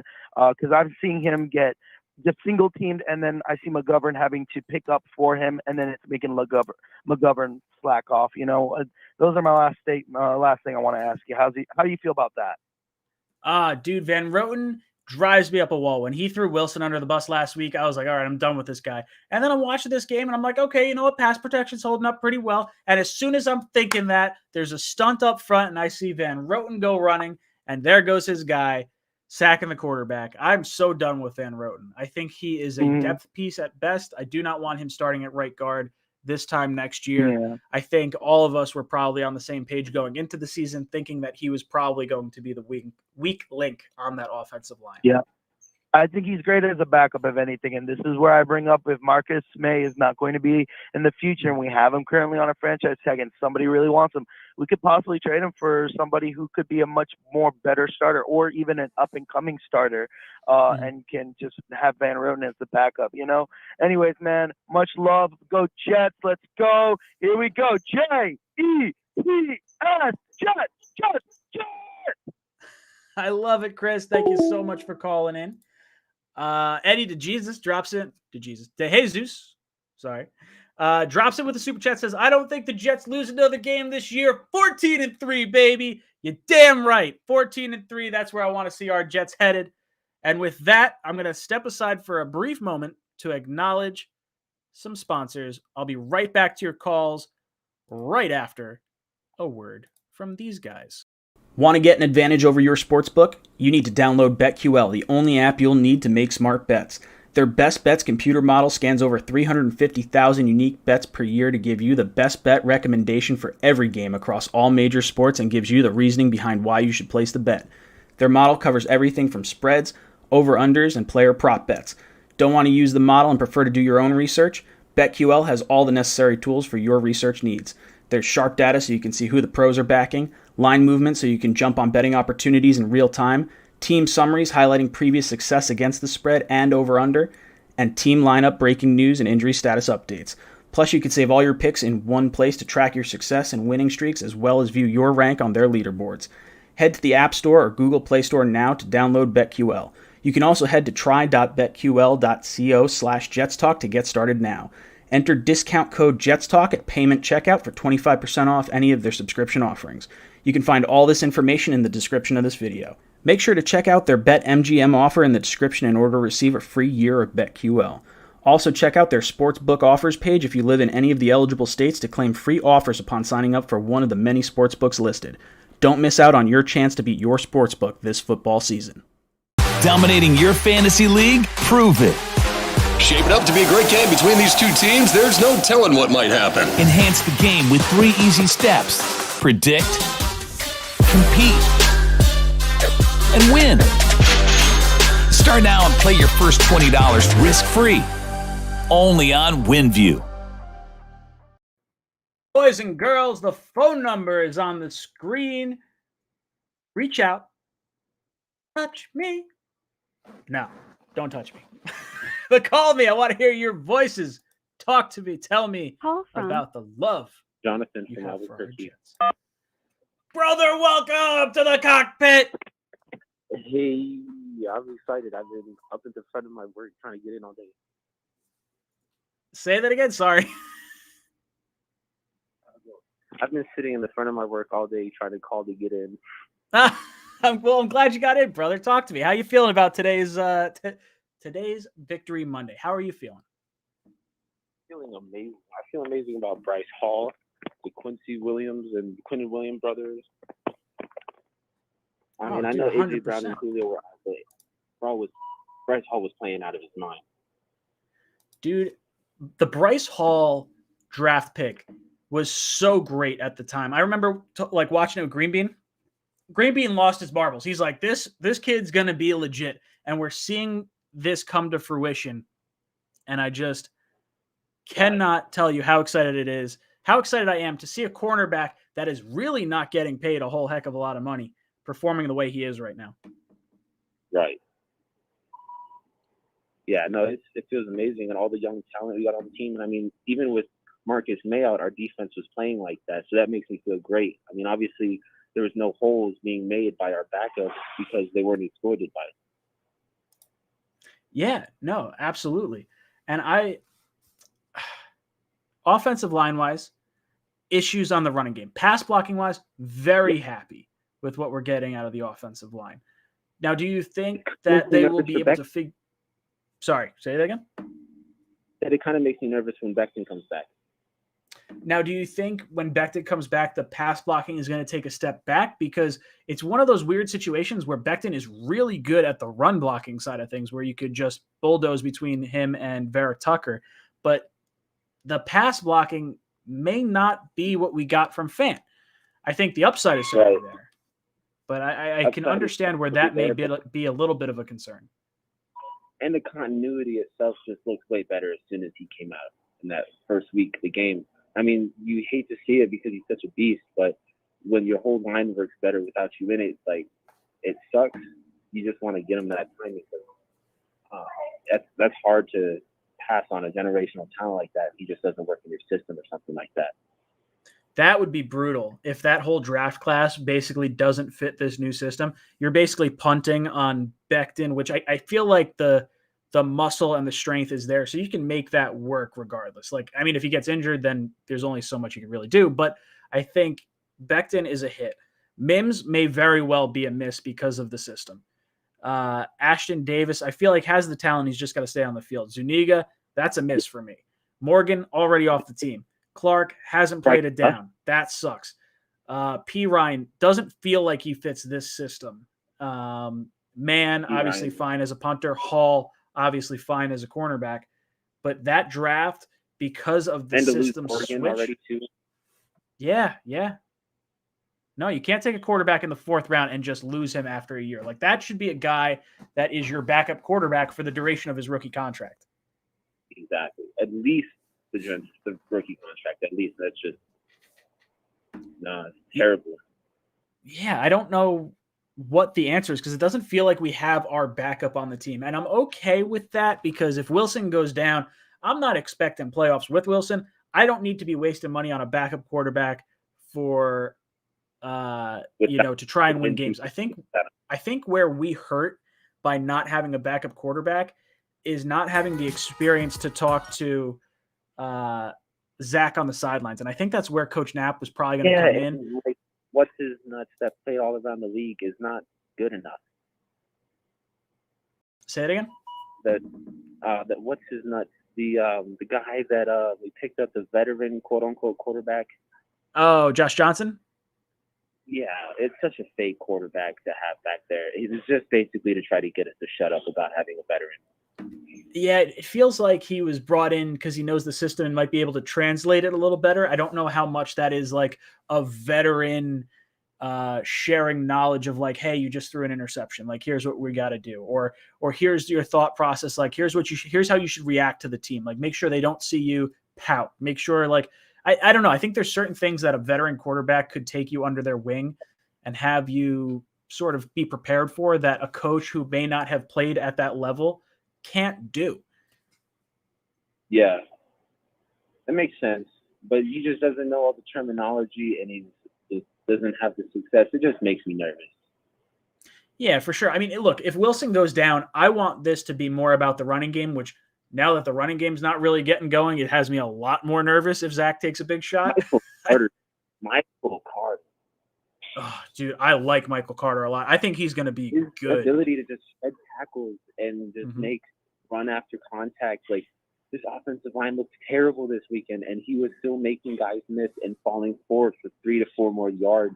It looked amazing. He just needs more carries. I wish we could see him out in space more. Like, get him the ball out in the flat or throw a screen to him. Like, how is that not a thing when this offense motions all the time and you don't just motion your running back to the slot real quick? Mm-hmm. Yeah, he feels like he has that sort of dynamic playmaking ability that could really throw a wrench in a linebacker that has to link up with him. Yeah. I think there's opportunities for mismatches with him, and I don't know if we're being as creative as we should be with him right now. And here's something to get people excited. When we signed Le'Veon Bell, everyone's excited for his ability to make defenders go on the wrong side of blocks. He did that on the left side this weekend. He got an outside safety to go to the left side and then cut back inside and do exactly what Le'Veon Bell is famous for, just in open space and not behind the offensive line. So, I mean, he's doing what Le'Veon Bell was doing. He's just got to do it more consistently, and this man's about to pop off. I feel like if we can get him past the first line of defense, because he's not like a real big guy. I want to say he's like 5'8", 5'9", and like a shade over 200 pounds. I feel like you have to get him beyond that first line of defense. If you could get a lineman on a linebacker and he can shoot through, I think that's where he'll be able to cause some serious damage. And I think that's where he can make a guy miss out on the edge. That's why I'm surprised he's not really getting involved in the passing game quite so much. The one pass that he had go towards him in the Denver game when he was running up the seam, I was really hoping he would catch that because I thought that was about to be a really big play. Yeah. All right, brother, I'm going to get to some more calls. I appreciate you so much for calling in. That was a really good call. Brother, you've been ejected from the cockpit. Boys and girls, phone number is on the screen. Drop a comment. For every 25 likes we get on this video, we'll pick another qualifier for our t-shirt giveaway tomorrow. If you're listening to this after the stream, leave a comment down below, and you'll get entered for a shirt as well. Only 2 more likes before we pick another qualifier from our good buddy, Nightbot. So make sure you drop a like on there. Who we got on the phone? Call from Nick. Nick, what's up, dude? Welcome to the cockpit. Oh, I got in. Yay. Finally. Yeah, you're in. Thank you. What's up, brother? Dude, it's been so long, man. It's been so long. Like I finally, it's just, do you realize how long it's been since we've actually had a win that we could celebrate and be happy about? I feel like it's just been forever. Because, dude, because not even just all of last year, right? Like last year felt very much the same way. Like I didn't enjoy those 2 wins the way I wanted to enjoy those 2 wins. And then even dating back to beyond that, the last 2 games of the 2019 season, you're talking the Bills rest all their starters heading into the playoffs.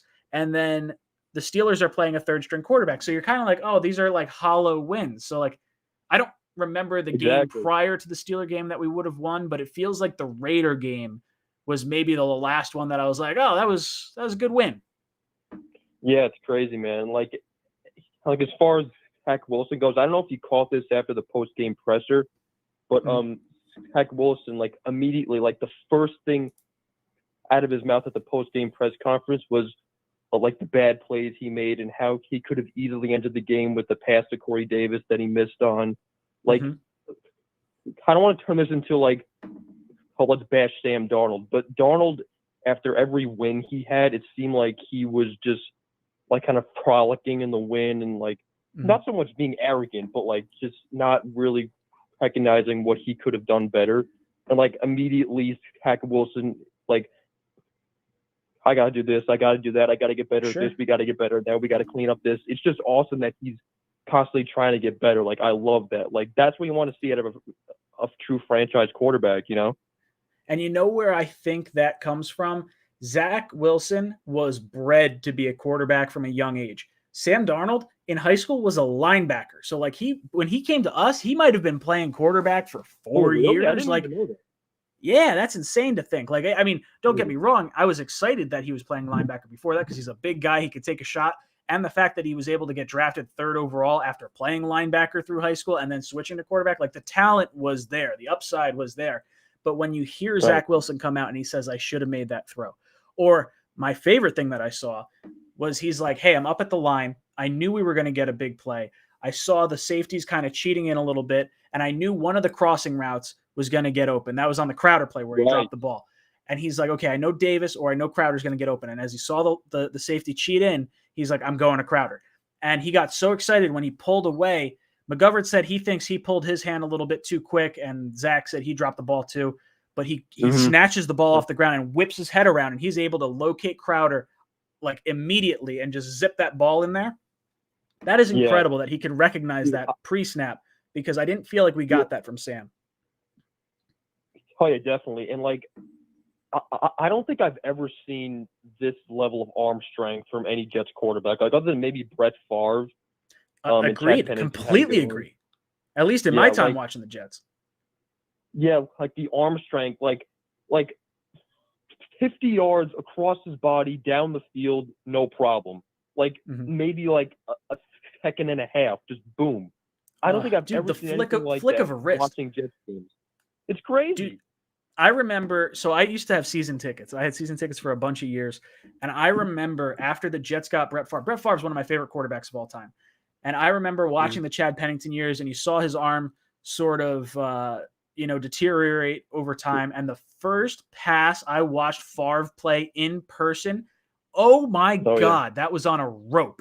It was like a 30-yard dart from like wherever he, like I guess the 30-yard line to the end zone, whenever that happened. I remember just stopping and thinking to myself, like, oh man, that's what a pass should look like. And I get that same feeling from Zach Wilson. Yeah, and like it's so refreshing to finally see why we drafted him number 2 overall. Like these kind of plays in the game were exactly what we were clamoring for and hoping for 3 weeks. Like these off-angle throws, these off-schedule plays. Not that I want Wilson to be hunting for his life every single play, but sure, these are the kind of throws, the kind of plays that you wanted to see and that we were drooling to see, and we finally got to see it. And I was like jumping out of my couch. I was screaming. I was scaring everybody in my house. Like it was, dude, it was crazy. Like I've never had that feeling in such a long time. And finally seeing the reason why we drafted this kid number 2 overall was just amazing. Like it was awesome. Well, that's just it. Those are the flashes that you get of like a Patrick Mahomes, a Russell Wilson, an Aaron Rodgers, like those kind of escape, off balance kind of throws, and just the pinpoint accuracy. That's why that miss on 3rd and 10 to Corey Davis to end, like that would have ended the game, like really hurt. Because I was like, man, he's throwing darts all day, and that one was just not there. So I don't know if that was a little bit on Davis or if it was just totally off by Wilson. I don't know what the play call was, and I don't really know exactly everything about that, but that like Zach is a special quarterback. And I think as this offensive line gels and we can work in the running game more, I love that we got play action involved in this game. And I'd love to see more of that because even on the end around, the way that Wilson knows how to shield the ball from the defense, like the little flip, I included in my Zach Wilson every pass video that I made because I thought you're talking about. Yeah, the one to Barrios, just the flip behind him. I thought it was just such a nuanced thing. And you know who was really good at that was Chad Pennington. Chad Pennington was fantastic at play action.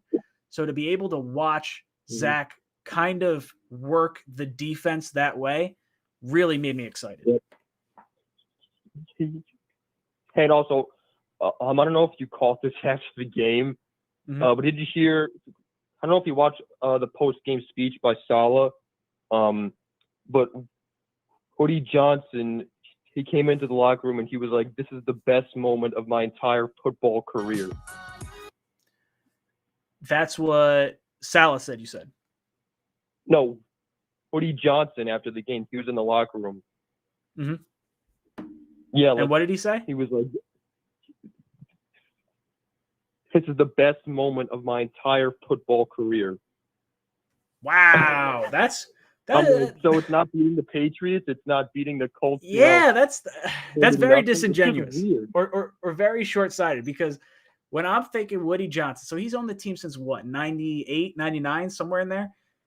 Yeah, I mean, you got to think.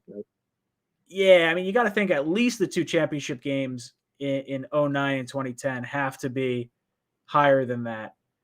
Man, I don't know. That feels very disingenuous, especially like the Patriot win in the playoffs. Like that to me, that was my Super Bowl that I've seen so far.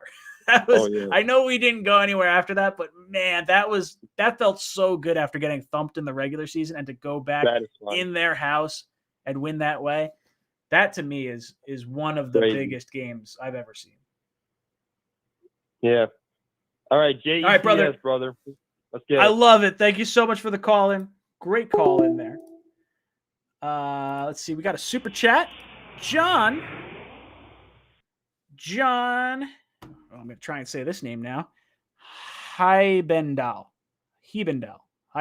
John, thank you so much for the super chat. He says, Sarasota says hi. Zach Attack is a hot ticket. This kid can play. I'm excited. Let's go. All gas, no brakes, baby. I love it, dude. Thank you so much for the super chat. Sarasota, my parents are actually up right now visiting from the Sunshine State, and they actually live in Sarasota. So very cool. Nice to see some Floridians in the chat. Let me know where you're from. I love seeing where everyone's from. I actually, at one point, I had a map of the United States, and I started putting little pins on it, and I realized I did not get a big enough like East Coast map because I had too many pins in the one spot. But yeah, let me know where you guys are from. I always enjoy seeing it in the chat down there. But guys, phone numbers on the screen. I got about maybe 2 more calls. Let's try to get 2 more calls in this before the end of the show. Ed Stewart says he's from Florida. Harry W says Port St. Lucie. I love it. Call from. Love it. Ooh, we got a Jets and BYU fan. To accept, press. Brother, welcome to the cockpit. Hey, what's up, Ryan? How are you? I'm trying to hang in there. I'm hanging in there a lot better today than I normally am. It's not like I'm doing this show and we lost. We actually get to talk about a victory today. It's about damn time, right? It's about damn time. Oh, dude, I want to feel this at least a little more frequently, like not once or 5 times a year. I want to get this 9, 10, 11, 12 times a year. Let's get this thing right. You know what's funny is that this has literally been 2 years of pent-up hopefulness, and it's all been let out in one game. Oh, that's, I think, like a giant weight has been lifted off our shoulders, like jumping up and down. Like I dude, couldn't contain myself. I wish. So I went to the home opener against the Patriots, and I was so jazzed up, and you felt the energy, like the crowd was ready to explode, and then nothing, because the wind got taken out of our sails immediately. I wish I could have been in the stadium for this game, and it was just it was everything I wanted to see in a Jet game, and it's everything that I remember growing up through the 2000s, watching the Chad Pennington fourth quarter comebacks. Like, this felt good for the first time in what feels like a really long time. Yeah, man, I couldn't have only wanted to be there. I was there for Carolina. I was there for the Patriots game, and those 2 games were, let's just say, we can forget about those pretty easily. And you're like, I've thrown enough money at this team. I can't do this. I'm not spending my money to go to Denver. So it's funny you say that, but like, you know how Jet fans are very, I guess, superstitious. So I have a Pro Football Stadium like scratch off thing behind my TV, and I actually scratched off the Carolina Panther Stadium finally right before the game. Ooh. So it's like we basically moved on finally from Sam Darnold, and I guess we're losing ways. So let's keep that going. Yeah, I was gonna say that's the the little scratch off to be like, okay, hey Sam, thank you. I've moved on. I feel like I don't have to think of Sam Darnold anymore. Now that we've seen like this Zach Wilson, I feel like it's just exciting. I'm looking forward to the rest of the season now. I'm looking forward to Sunday. Like, I cannot wait. I want the Jets to come out and just like really pop off some plays against the Falcons, because then we're going to hear it through all the rest of the day, through every halftime show, through the rest of the highlights. I don't know if you guys paid attention to this today at all, but I was watching. I jumped on SportsCenter. I was like, I can't wait to watch all the highlights. And the one thing, and maybe this is because we're 0-3 leading into this game, but they literally show the missed kick. That was the only thing. You didn't see any of the wow plays from Zach Wilson. I was like, you have got to be kidding me. I've waited this long to watch a nice highlight reel of our team, and they show the friggin' missed kick.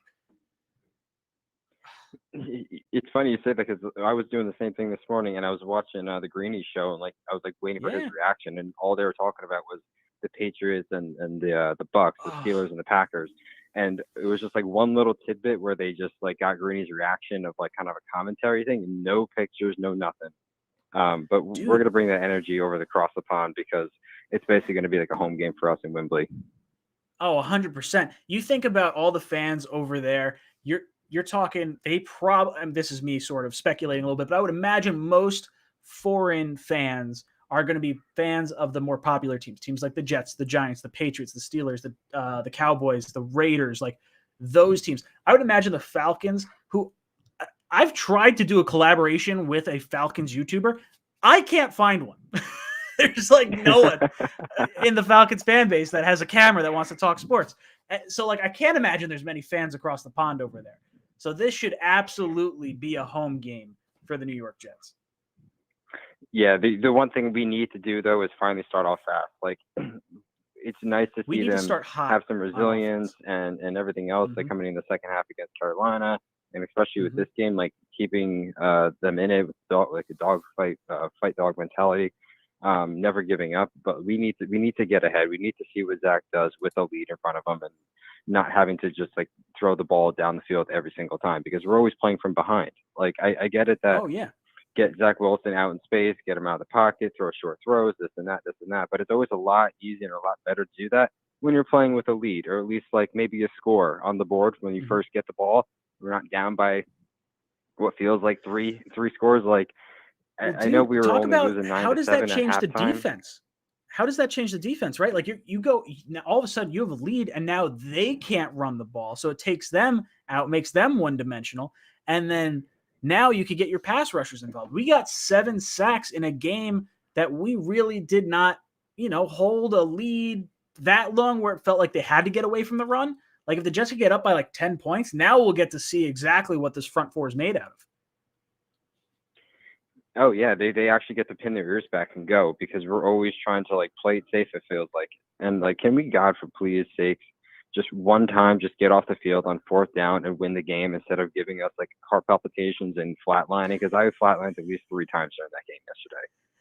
Dude, I was gonna make a poster. So right where that ball is back there in my shot, I have a poster that I could put up, and I was like, okay, I got to put something for this frame right now. I haven't quite figured out what I was gonna do, but I found I found the design of like a heartbeat, like the rhythm, and I was like, oh, I'm gonna do that, and I had the little jet flying off it, so it looked like the jet created the heartbeat. And I was like, oh, this looks great, but then I was like, oh wait, it also looks like the jet is flatlining right now. This is not good. So that's my little insight of the whole flatlining. Couldn't do it, brother. I'm gonna try to get to one more phone call.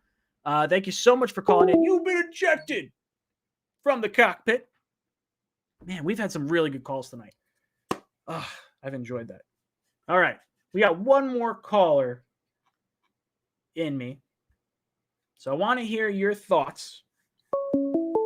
Oh, man. Who we got? Call from Josh. Josh, what's up, dude? Welcome to the cockpit. What's up, Brian? Let's go, baby. Oh, dude, it feels good to hear some positive energy from Jet fans for the first time in way too long. Talk to me. How you feeling on this victory Monday? Amazing. I want Atlanta right now, baby. I'm ready. Dude, I am absolutely ready for this game on Sunday. I think we can make it 2 straight. Atlanta's not good. I think it's possible. I think we shouldn't sleep on him, because I think Kyle Pitts is the type of player at the tight end position that could give us problems. I think he can be that, almost like how the running backs like Henry and McCaffrey gave us issues in the passing game. I think the tight end could give us those same type of problems, because I don't feel like we got to deal with it too much with the Patriots, which I was a little surprised on. And I didn't feel like we got taken advantage of in the Denver game. But I do think if there was a point of weakness, maybe that tight end area for the New York Jets. It could be, but how about Zach? Looks good. Hello? Brian, you with me? Oh, I could hear you. Say that again. You cut out on me. Zach looks good. Yeah, dude, Zach looks good. I think if Zach plays well, I trust the defense enough to at least keep us competitive. I think having, making teams more one-dimensional. Like I thought the passing game, while Tannehill still had close to 300 yards, I thought the secondary did all right. Most of the yardage came on the screen passes. And I think if you can, take away the running game and force someone like Matt Ryan to maybe have to move around. He's not the most mobile guy. He's one of the more archaic forms of quarterback in the NFL. Yeah, like the Jets played good defense. The only thing was those screens on like 3rd and 20. They messed up. But the one thing that, it's just like that bothered me, Zach just missing Ryan Griffin and Corey Davis to put the game away. Those ones hurt. Mm-hmm. Like I feel like big missed opportunities. Dude, being able to seal a game is going to be something that's huge. And I'd like to see more of that moving forward, because there were a few opportunities. The missed pass to Corey Davis on the 3rd down play should have been a completion and ice the game. I think the play on the 3rd and 1 at the goal line was another situation where the Jets could have put the Titans away. and they're like almost there. And I think that's where maybe some of the rookie, young, youthful side of our team is going to show some of its warts. But if that's the position we can get into, that makes me feel a little bit more confident moving forward. Yeah, I mean, was the pass to Griffin tip? No, right? It's just a low throw. Say that again? On that first. The first and goal to Griffin was just a low throw. That wasn't Bennett. That wasn't tipped, right? Yeah, no, I don't believe that one was tipped. That was the one that like hit him right around the sneakers. It hit him in the hands where he might have been able to catch it, but I think it was either the corner or the safety that was screaming down on him. And I don't know how many. I mean, if he made him miss, then maybe he has a shot to get a few more yards. I'm assuming you're talking about the one on the left-hand side of the field, right? No, the one on first and goal in overtime.